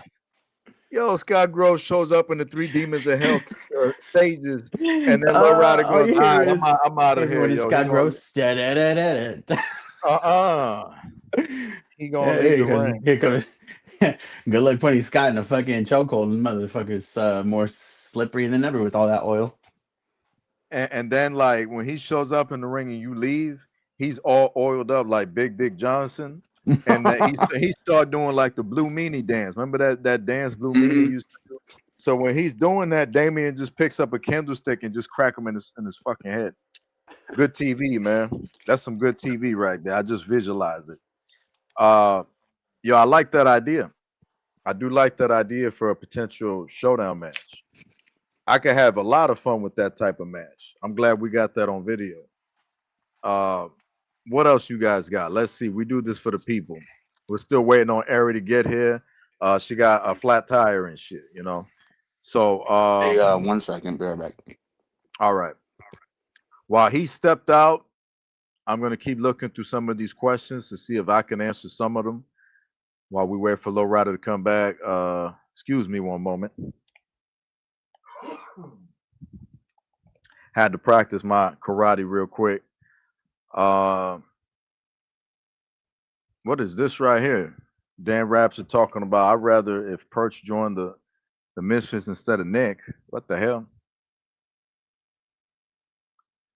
I think Nick would be good in the Iron Misfits. Nick Kaiken. And I think Pierce Perch could be good in the Iron Misfits too. But Pierce Perch, if you listening to this, if you watching this, you still a fucking jabroni from Canada.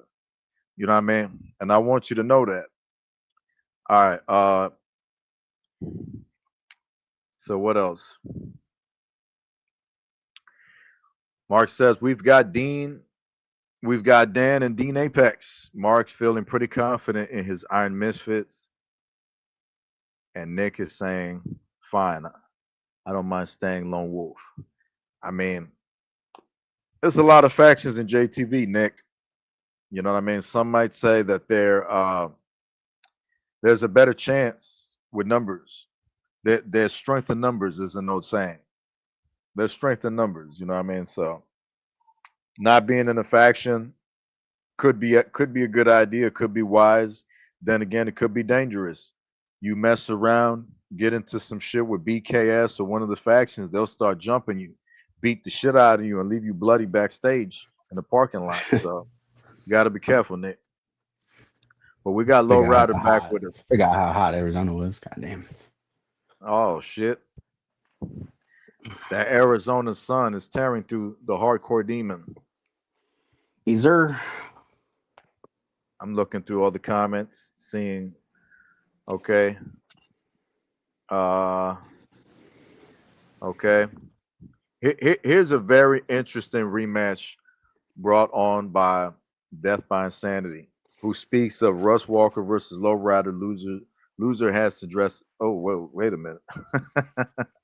Loser has to wear a dress. So what do you make of this insane match?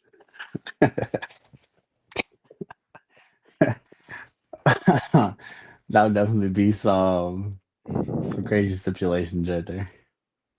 Yeah, you know what I'm saying? And, Y'all could both dress like housemaids and just beat the shit out of each other in the weapons match. and Marcus ain't shit for that one because he knows my lifestyle. The Yeah, specific reason why he said drag. ain't nothing Mm. wrong with that. You know what I mean? Nothing wrong with that. So he want to talk some shit. You know, you talk shit to him. You meet him in the ring. True, true. But Russ is talented. I think Russ is talented. Do you? Mike wise, yeah. Wrestling wise, I've had a couple matches already with him. Not Right. really impressed. Not really impressed, says Lowrider. Well, that is your opinion. Let me just You go know, back down to next gen. that Ah, is your opinion. Um, mhm. what else do we have here going down? A couple people laughing. Here's a question from someone we don't see a lot of interaction with the hardcore demon with, John Skinner. John Skinner asked, "How do you feel about BKS taking over the whole damn show?" That was pretty direct. That was a Mm, statement he just made on it. mm. I mean, they cool, but so is NWO, so is DX. Oh Yeah, my god. seen it, been there, Mm-mm, lived through it. Not really too mm-mm, impressed. Just a whole bunch of clowns. mm. What did you used to say back in the day? Whacking each other in the fucking locker rooms. What? So you think that BKS is an NWO DX ripoff? Yeah, BKS is nothing but bullies, bro. All I can say is when they're singled out alone, they ain't shit. Together, they bullies. I don't like bullies. Hmm. I don't think anybody does. There's Maybe something wrong lowriders with should you if start you do. taking out one by one. I mean, Take the same bat that I destroyed VIP's car with and just start whacking people. Bop, bop, bop. I guess so. All right. So here's another one. Comes from Mark Bennett. Low and airy for Iron Misfits. Did you get a chance to check out Mark's faction of the Iron Misfits? Any thoughts on them? Mm, to be honest, I haven't had a chance. Me and Ari were more of a duo. We didn't like Right. orgies. Um, but eh, never know. You never know the future. I mean, being in that tag team division, if you're trying to be tag team champions of the world and stuff like that, you got to be able to take on anybody, any team in JTV. Oh yeah, most definitely. And we're more than prepared to do that.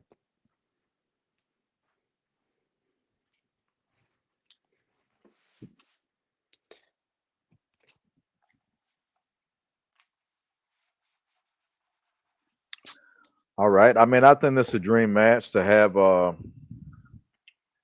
Ari and Lowrider either with the Iron Misfits or even against the Iron Misfits. You know, I asked you about competing against them, but what about running with them? You alongside Mark Bennon, all of y'all in the same faction. You join him with Ari, and I guess it's just another faction trying to take over the damn show, huh? True. I mean, I do What do have a you? good history of making factions work. Well, what do you think about Mark? What do you think about him as a talent? What's your relationship with Mark from now, even back in the day when we had our falling out? Let's talk about Um, Mark. Honestly, I don't have an issue with Mark. Um, he is good talent. I see a lot of what I liked about him is a lot of old school wrestling is what I liked. The way me and you used to wrestle back in the day, having moves like strategically planned, making them look nice, stuff like that. Um, and of course, he wouldn't be a champion if he wasn't good. Right. But yeah, he's really good talent. I like Mark. Um, I don't like him enough to where I won't take his championship, but Right. you know, I mean, you if did it talk came about the title earlier, you mm, know. if it came down to it, I'm taking his fucking head off. I'm taking the championship. Mhm. That was a very, very clear message from the hardcore demon to That, Mark Bennett. that's a message to everybody who has a championship. You're not safe. Wow. I mean, that's the right mindset. If you're not in the business to be the champion, I mean, why are you here? You know, it's an old saying going back in the day. It looks like Damien responded to your three stages of demon. Hell might just end the world, and I'm all for it. So he's open. He's open to getting in there with you and doing it. All right. I guess that's for me to decide. Be a fun match.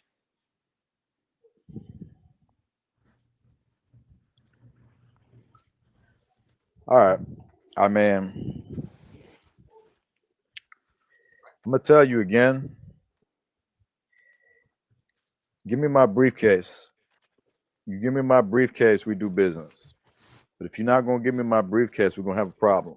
I've been warning you for the longest time, and I still don't got it. JTV management still don't got the briefcase.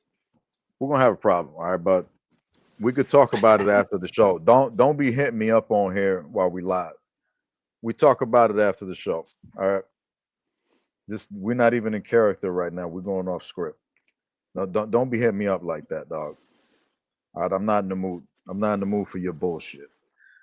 Um. Oh no. Okay.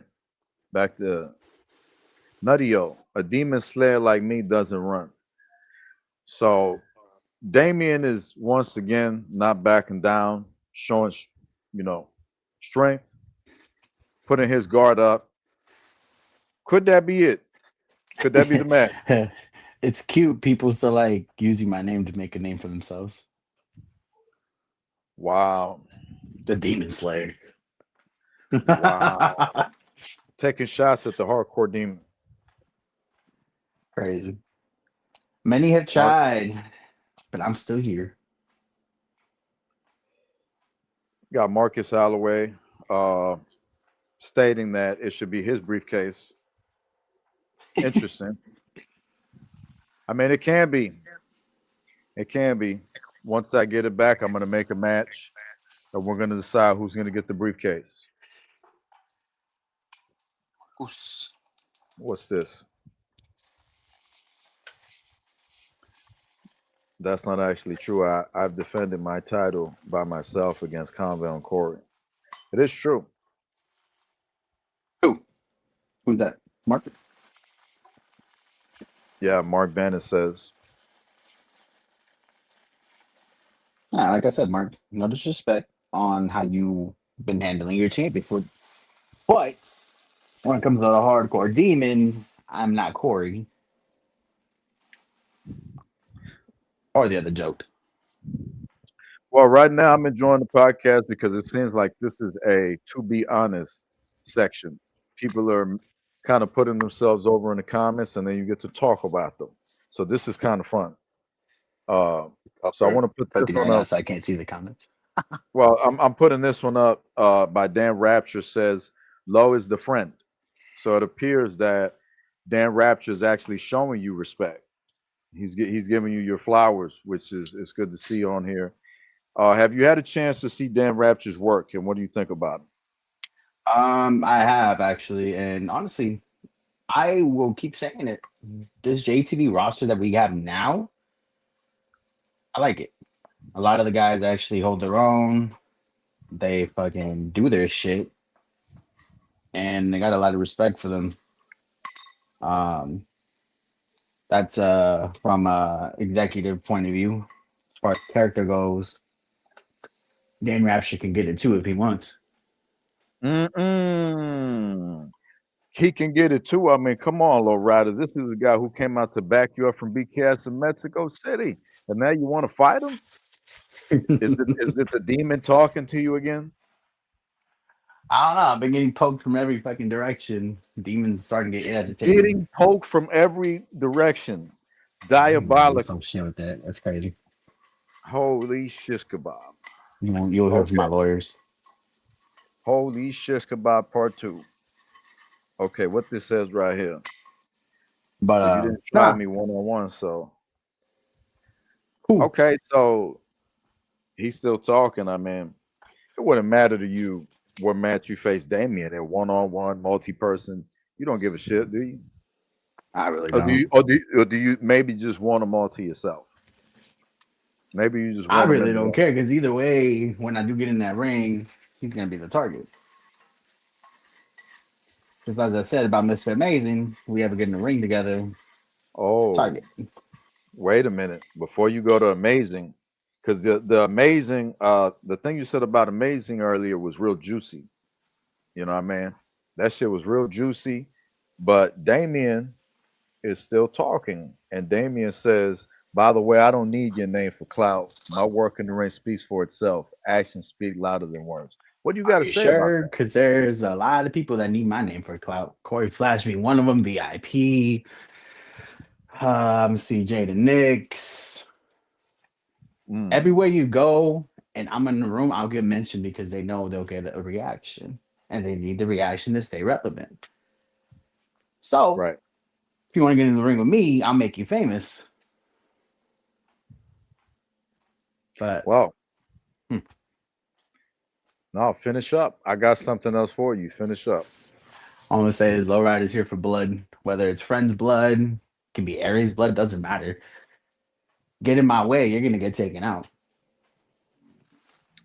Very, very, very interesting podcast here, folks. And it's about to get much more interesting because John Skinner is back and he says, if you face me off, lowrider, hey, yo, he said you wouldn't be able to handle the lavishness. What do you make of that, man, as a talent? And what do you make of that? First of all, I've Uh heard oh. what they call him, the skin man. That's crazy. Mm-mm. More like Skid Mark, but um, Whoa. I mean, like I said, I'm gonna keep saying it. Good talent. Y'all got your own, but when it comes to me, I'm a different breed. I make sure you remember the name Lowrider. I mean, you guys did remember me when I left. Right. But Speaking of remembering you, here's a match that if it was to happen, a lot of fans might remember you by. We're going to go back, bring it back to Dan Rapture, who suggests Low versus Rapture. Interesting. mhm. We didn't talk about you facing him. I mean, you mentioned that you was open to it. Let's go back to that. You know what I mean? Why would you want to work with him? Do you think that you have the ability to keep up with Dan Rapture and possibly beat him in a match? I'm not cooking for any of these talents. Like I said, I've been getting trained by the best. All right. I'm ready for a I'm, lot of it. I'm going to highlight this comment real quick from Adatrance asking, what is this? I'd be Just to champ. answer, Trance Oh, 7380. He said, what is this? This is a CAW called Pro Wrestling Podcast, brother. That is what we're talking about. That's what this is. It literally says call podcast. So that's what you're listening to. I'm gonna continue here. Mark is saying, Damien thinks I need you and Ari to help me. But as for the Iron Misfits, we're all one collective unit. Okay, interesting. Crazy. Um, oh, okay. So Shendon's talking to him. I guess that's somebody that's trying to join JTV. Welcome on board, brother. Uh, oh, Shendon already told him. Oh, He's I told him everything explaining you're to him. talking about. Yeah, he's explaining to him Crazy. what we do. So, and that's right in the comments. So that's kind of cool. Um, man, I can't believe Ari still hadn't shown up. We're gonna close out probably in a little bit, and then we're gonna get her on the next one. This is just gonna be like the lowrider episode, and the next one could be with her, and then maybe we could bring you back for that Man. one. But I do appreciate you showing up. You know what I mean? I thought nobody was gonna show up. I thought I was gonna have to make some phone calls. Uh, but no, I mean it's all good. I was just hoping I'd start go live and then y'all show up along the way. So Yeah, not appreciate gonna that. lie. When I first joined, is barely when I woke up. Right. Okay, so here's a question. I think I already asked you, but I'll ask you on air. Have you had a chance to try out 2K26? Oh yeah, I bought it first day. What are your thoughts on the game so far? So far, creative wise, I'm liking it. There's a lot of shit I could actually do now. From gameplay point of view, I'm actually enjoying it. It's a lot funner. Yeah. Okay, Um, that'd be good with WPW. Get mhm. that going or Universe. Oh, yeah, most definitely. I haven't tried any of the other features out yet. Showcase mode is Yeah, pretty cool. This yeah. year, I kind of enjoy it. Um, Why are you all in enjoying all, so far I Showcase? like it. Yeah. Why are you liking the Showcase mode? Um, just all the different match types and stuff, and then with how they added the second part to it, it's A like second part? basically, Oh, the it's Gauntlet. like yeah, the gauntlet plus the fantasy matches that are added to it is pretty cool. Oh, yeah. Yeah, I tried with the Gauntlet, but the Gauntlet is just it's a headache. So, Gauntlet fucking, I got to probably 10 and then got pinned. oh, you got to 10. I got to like 9. That's good. It's tough. It's tough. You know, Mhm. I tried a couple times. I might try it again, but I'm just gonna try to finish that up, get everything I need, and hopefully we don't have any issues with the game. Um, it could always be better, but it's a nice little 2K25 update, I'd say. Yeah. To be A big honest, I'm liking the whole AAA additives. yes, absolutely. That's among the best parts. That's a part of the game. Um, my issue with them is just the grinding. They're making people grind so much for it to get all these things in. It's ridiculous. This game comes out every year. You can't have people grinding. You know Oh what I yeah, mean? most definitely. And then they basically lock everything you fucking owned already in Yeah, 2K25. and make you work to unlock it. It's insane. I Mm-hmm. don't know why more people are not speaking out about this, but it's chaos right now. They got people right where they want them, and they're just abusing the shit out of everybody that buys the 2K game because they know that the consumer is just going to keep saying, "Give me more." Yeah. When this thing happened that we couldn't get on the game, I thought it was going to blow up and everybody was going to come for 2K and it was almost going to get canceled. No, everybody let it go. That's a problem. That's a very dangerous, serious problem because they keep testing and they keep realizing that they could do whatever they want now. If that 2K could give you 2 cookies and charge you $100 for both because they know you're going to pay for it when it comes to their product. So you got to be careful, man. I get this every year because I'm a content creator on here with everybody and stuff like that. But I wouldn't be going too crazy if I wasn't doing the content creation. Unless I really Yeah. wanted it, because it's just ridiculous. You know, first it was scamming on my faction, and now it's like they want you paid Monday Night Raw edition. You're supposed to get everything, and it's just like no, you got to grind. And you want to talk about Monday Night War? What Monday Night War? You don't got none of those guys in the game. You just got the same people you put in every game. Mm-hmm. You know, if you wanted to do Monday Night War, you could have had 15 from WWE, 15 from WCW in the game. People that we have not had, a Chris Canyon, you know what I'm saying, a Buff the Stuff Bagwell, Jeff Jarrett or some shit. You know, you could have went crazy with it, Lo. You could have went Yeah, real I agree. crazy with it. But they don't do that. They just say, oh, it's gonna be Attitude Era Monday Night War. What are you talking about, bro? The base game is already bland, and the ultimate game is bland and hidden. You got to unlock shit, and you're not getting like you lying now. You really lying. You talking about it's Kevin Impact and Lowrider. You walk in the room, we're not even there. It's like default people. What kind of shit is that? You know what I mean? But Yeah. nonetheless, you know, I think we got a question here. We're going to move on to this question by Shendon. If you wanted to go for the tag team titles, who would you team up with other than Ari? It's a very good question. Easy. I Marcus think I Holloway. know. Dangerous duo. Probably the most dangerous duo since Barty.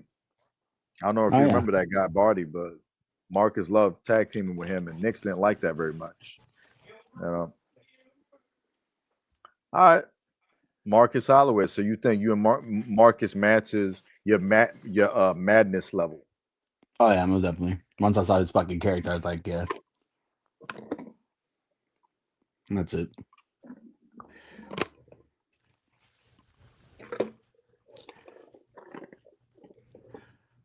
Do you think that Marcus is missing anything, or do you think he's figured himself out completely as a character, as a talent?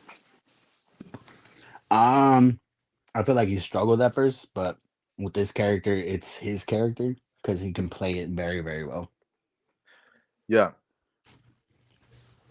yeah, he's done a real good job growing ever since his next gen days when he was just some homeless dude who came in. He had jeans, just a regular shirt, and I'm like, yo, who is this bum motherfucker? You know? And then uh, he just kept working, and he kept doing his thing.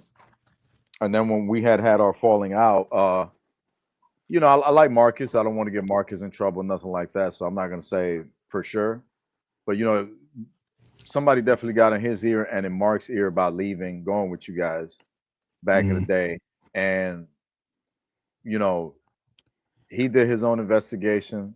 I don't know what Mark did, but I know he investigated. He came, he talked to me, he tried to figure out what was going on, and then realized, you know, what had really happened, and we was able to work things out. Um, he was doing real good before that. He Yeah. had crossed over. He went with the Skull Brotherhood. He went over to Mega Rush. He went from having like a buzz cut type of hair because he started out like with dreads, but then he had like a bit of a Caesar type of fade, and then it was like it was like a little after he joined Skull Brotherhood. You know what I mean? Coming off the next gen, and then he just did his thing, and then he just kept finding Marcus, and we just worked together. Oh, you know what works? You know, how does this looks? And the first time he pulled the mask out, I didn't like it. I thought it was just Yeah. too much. It was too crazy. But then after a while, I'm like, what are you doing, bro? This falls into the madness that is Marcus Holloway. Let him use the mask. And then I started liking the mask after that. So it went from he would use it sometimes, and then it would be like, oh, I got to meet with Marcus. I got to talk to him, and I got to tell him I don't like the mask to get rid of it. And then when he would use it and then not use it, it got to the point that when it hit me, I was like, I understand now.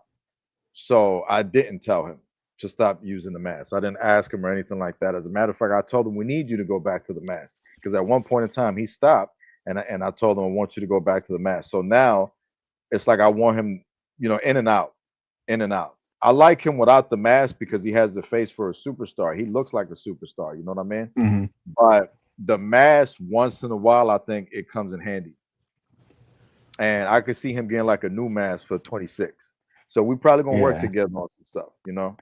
But I kind of props like it too to because it's like a character change. yeah. 'Cause it's a I think man. It's a man who's literally fighting with his own self inside of his fucking head. exactly. I feel like it's it when he comes out of the mask. I feel like it's him looking into insanity.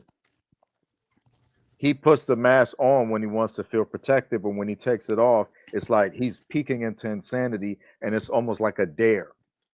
You see what I'm Yeah, saying? It's like sticking your arm out in traffic and risking getting it chopped off by another truck or something. He's doing that and doing that fucking laugh. You know what I mean? So me, the same as him, me working with him, I've gotten to understand and learn how to use this character little by little. Because at first, when he came to Mega Rush, I didn't know what the fuck I was going to do with Marcus, you know. But I knew that Skull Brotherhood was an opportunity for him, you know what I mean. And then I was like, well, he's a good wrestler, he's good talent, you know. And we found out that even though his character was good in 2016, he could actually wrestle in PvP, and that's always a very good thing. When somebody could come off a simulation like we did and then do PvP, that's a star. You feel me? yeah. So he was able to do it. He was able to do it real good. So props to him. You know what I mean? And I can see you guys being a tag team, and I can also see Low Rider versus Marcus Holloway. What do you make? I mean, I asked you earlier, you know what I'm saying? We talked about it. No, I got sirens. They're gonna go pick up Corey Flash after the comments you made about him. He hit the ground. So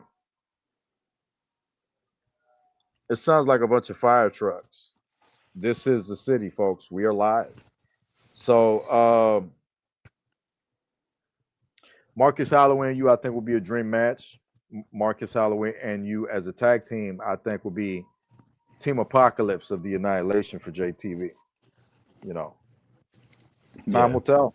It's possible. It's a whole new season. Uh, they're taking some shots at Knicks.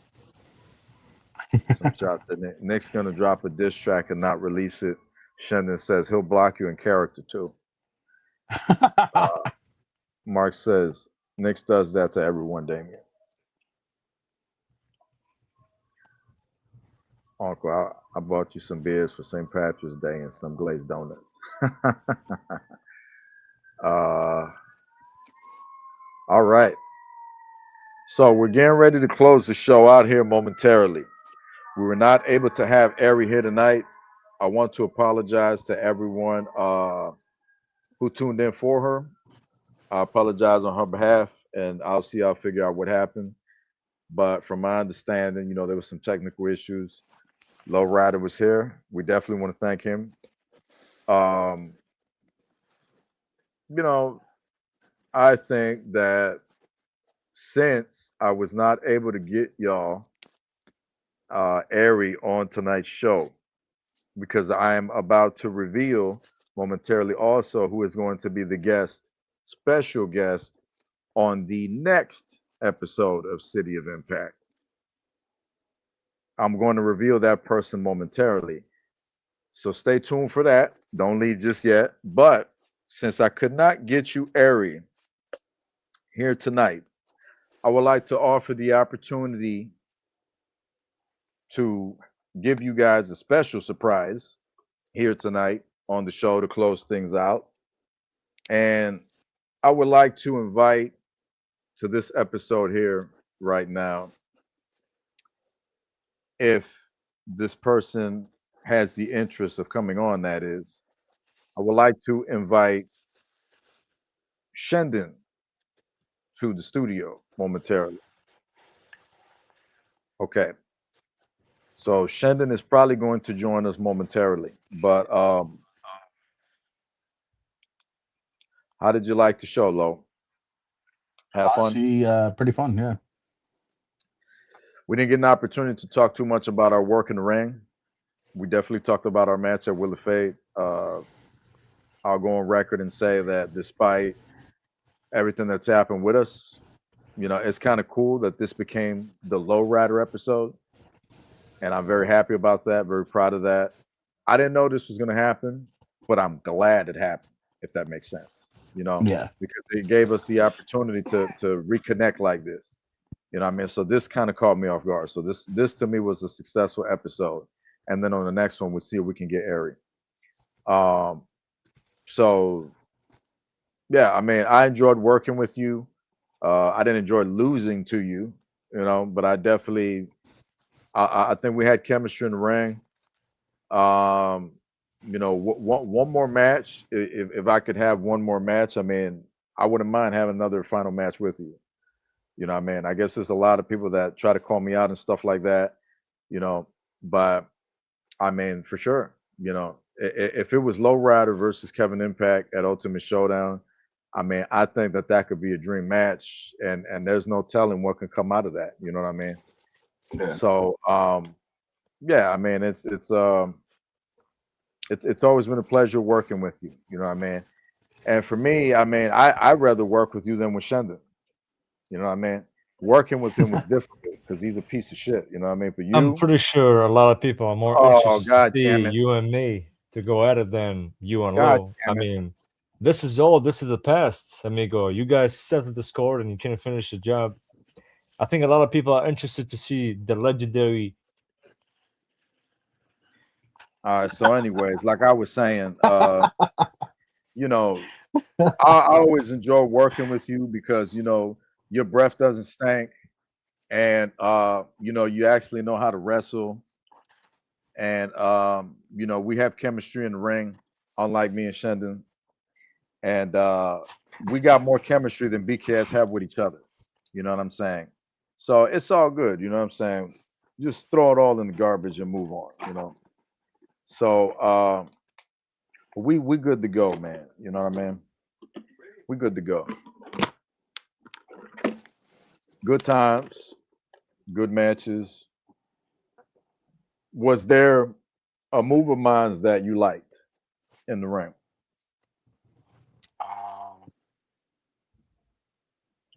For me, Yes. When the you got dead end. pinned 1, 2, 3. Really? Yes. No, Low Rider. Let me tell you something right now. I respected you this entire time we was on the air, and now you want to try to run your mouth. But now, if I beat you with a can of Snapple, a bottle of Snapple, we're gonna go right back to square one. All the peace we done made goes right out the window. Don't start something you can't finish, Low Rider, because then you're gonna need Shendon to back you up. I'll finally complete the prophecy and I'll end your career. You can't Name end and my place. career. Kevin Impact is a virus that don't die. It multiplies. So now what you gonna do? Demon? I mean, obviously, you multiplied onto fucking Shendon. You said what? I said Shen's your multiplication right there. The proof. Shen's my multiplication. The proof of your Shen is disease. Shen is the third or fourth top guy in JTV compared to me. That's what Shendon is, my friend. You know what I mean? I mean his internet is fourth guy compared to me. He can't even get in here. You know what I mean? Come on now. So it is what it is. You know what I mean? So we're receiving some messages. Let me make sure. Test, Shendon, the freaking test. Yeah, yes. Well, what do you want to say, Shendon? You want to invite me here and freaking mess up with my mic? If that's what it is, abusing your power. You think you're all that? Man, I'm sick of your nonsense. Drink Listen, some man. What I water, was trying to motherfucker, say, you know? I was trying to say, nobody want to see a match between Impact and Low because it's already happened and you couldn't finish the job. A lot of people want to see the legendary rematch between you and I because, we want to finish the score and settle it. But you don't have the freaking balls to step in the ring. Give me all these excuses, Stepping aside because you couldn't keep up. Is that what it is? You're still good. You don't believe in yourself. I mean, A wise man once said, if you believe, you shall achieve. He's a lavish one, Why don't you believe? Huh? I Oh man, mean, I if believe it comes down to BKS and Impact, I mean, it's not a fair fight. I'll be nice to him and just him and I. You know. But you see, what's funny, Shen, is nobody really knows about this, but Low Rider and Impact used to be in a tag team back in the day. 844. 844. I mean, BKS mean- wants PCU. I want a piece of BKS. I mean, I'll say Think it's this right time here. to bring it to life. I'll say this right here. To Shendon, can you hear me, Shendon? I will say this, whether you hear me or not, put this on record and send them a message. I mean, I can imagine, I can believe. You said I don't believe. I can believe. I could put my foot in your ass if you keep asking for it. But I mean, if Low Rider wants to fight beside me and shut down BKS, Global Meltdown, I wouldn't mind that neither. I wouldn't mind having a helping hand. Damn it. They're trying to kick me off as much Yeah, as they man, could you know, possibly can. It is fine. That- It is They're trying to fine. kick Sooner you or off later- because every time you Sooner- speak, the ratings are going down. Yeah, Yeah, the man. networks say you're fucking boring. Anyways, I mean, to check on that, when I came here, All right. So anyway, that's going to be it for the King of Legends. You know what I'm saying? He's not going to be able to make the cut, folks. You know what I mean? So that's a done deal. You know what I mean? Just let it go. Shem. Just let it go. You know, just let it go. It's a done deal, man. You know, kick me off again too. you sound like you getting swallowed by sand, Shem. That's how good you sound. I bet. I bet. Yes, yes. Remember at the end you sound of the like fight, Sky Girl's tickling you right now. you sound like at the end of a Street Fighter 2 fight. You know, it's all over, dog. So I want to thank everybody. Okay, you want to say something? Is your mic good? No, I'm not. I'm not pleasant. You're gonna abuse your power. I ain't gonna talk. All right, get your ass out of here and drink some water. How about that shit? You know, it's all right, man. You be all right. You know what I mean? Go ahead. Say whatever you got to say while your mic is still live. You want to call me out some more? You know, one thing for sure, I want my world title back. You know, I got your world title. That's what I want. If I want to really say something, let me tell you something. Something that you both not even gonna hold for a good while. You holding for now because you stole it from me. You a thief, just like you stole the briefcase off me, huh? When he abused your damn power. I didn't steal the briefcase from you. Troy Jackson had the briefcase. Y'all stole it from Troy. Now you stole. You abused your power on 19. You know, and you put that thing on the line. And then what happened? Troy Jackson no longer here. Good call, Impact. Falls calls like you always do. Yes. Listen, man. Now I took what belongs to BKS, and you took. This man sound like Dracula.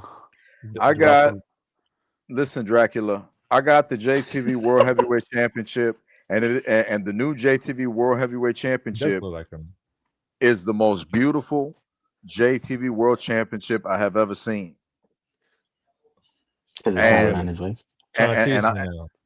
Well, I'm telling you, you may not believe me, but I'm telling you, I'm not lying to you.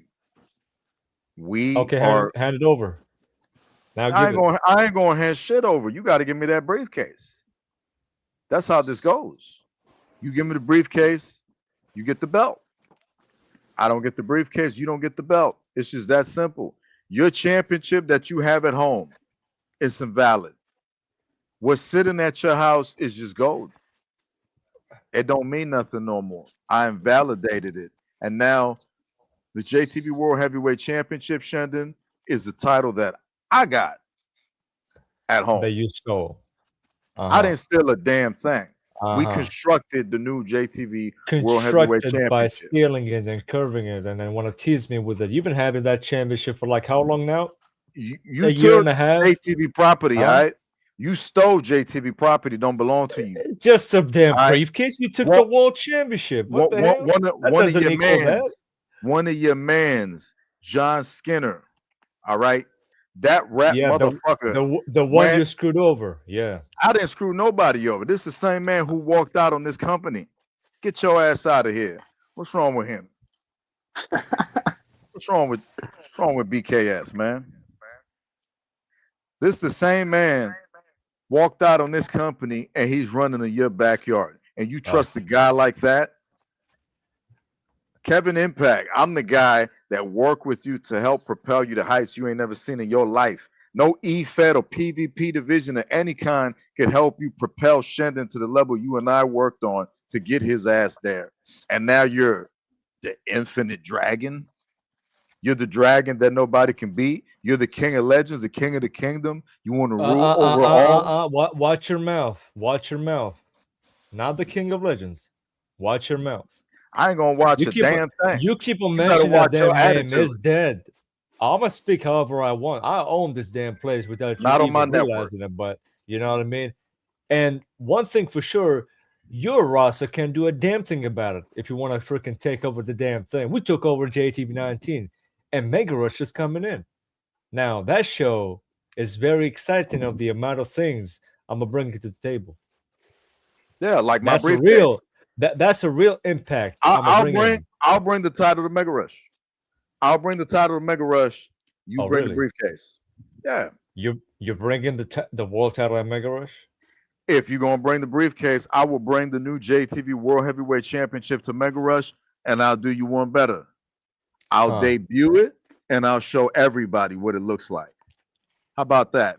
You give me that BKS briefcase that you think is BKS, but it's cash in the case, and we're not gonna have a problem, or we're going to have a problem. I've been told you that.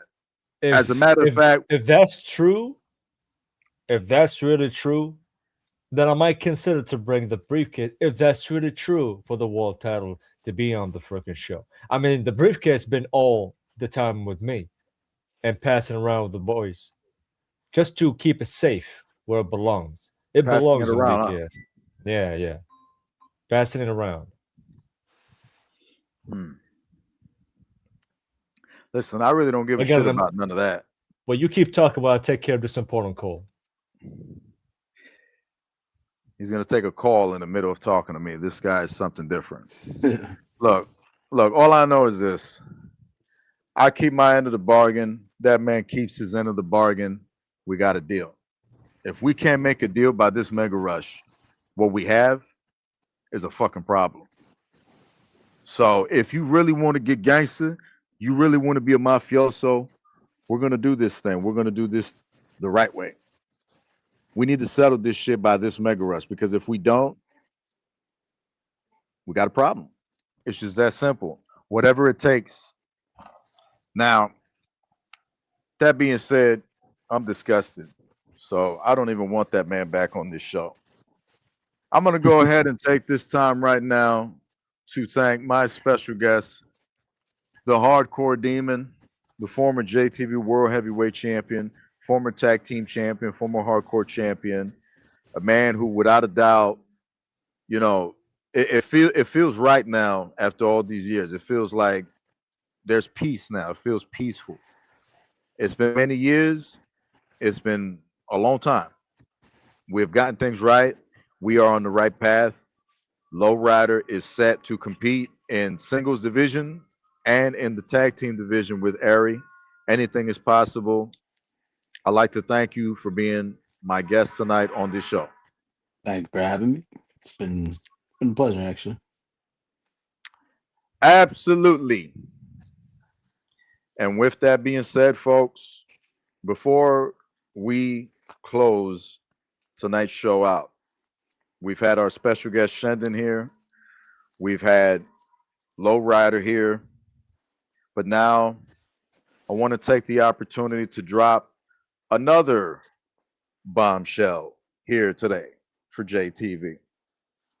Since I've had Shendon and Lowrider here, I want to go ahead and take this time to reveal my next guest on the next episode of City of Impact. Episode 22 is going to take place March the 28th at 2 p.m. Eastern Time Zone. And my very next guest on this podcast as hell is about to freeze over here, is going to be the former JTV World Heavyweight Champion. It's going to be the super athlete. It's going to be the trophy. You guessed it. Draskell is going to be my next guest on episode 22 of the City of Impact. And we will talk to him March the 28th live right here on the JTV channel. Now, with that being said, folks, hell just froze over. Lowrider's laughing in the background because he sees an opportunity for another ass to be whooped. And we are going to see how after 6 years, Draskell is going to address the JTV wrestling, pro wrestling circuit. Draskell will be here March the 28th live with Kevin Impact. Expect the unexpected.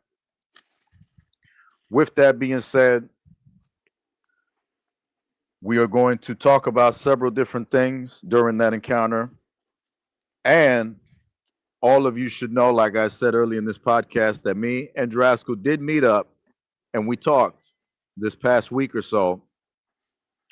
Almost a 2-hour conversation. We negotiated on different things, agreed on different things, disagreed on others. We're going to have that conversation and revisit it again March the 28th. Like the video, subscribe for more.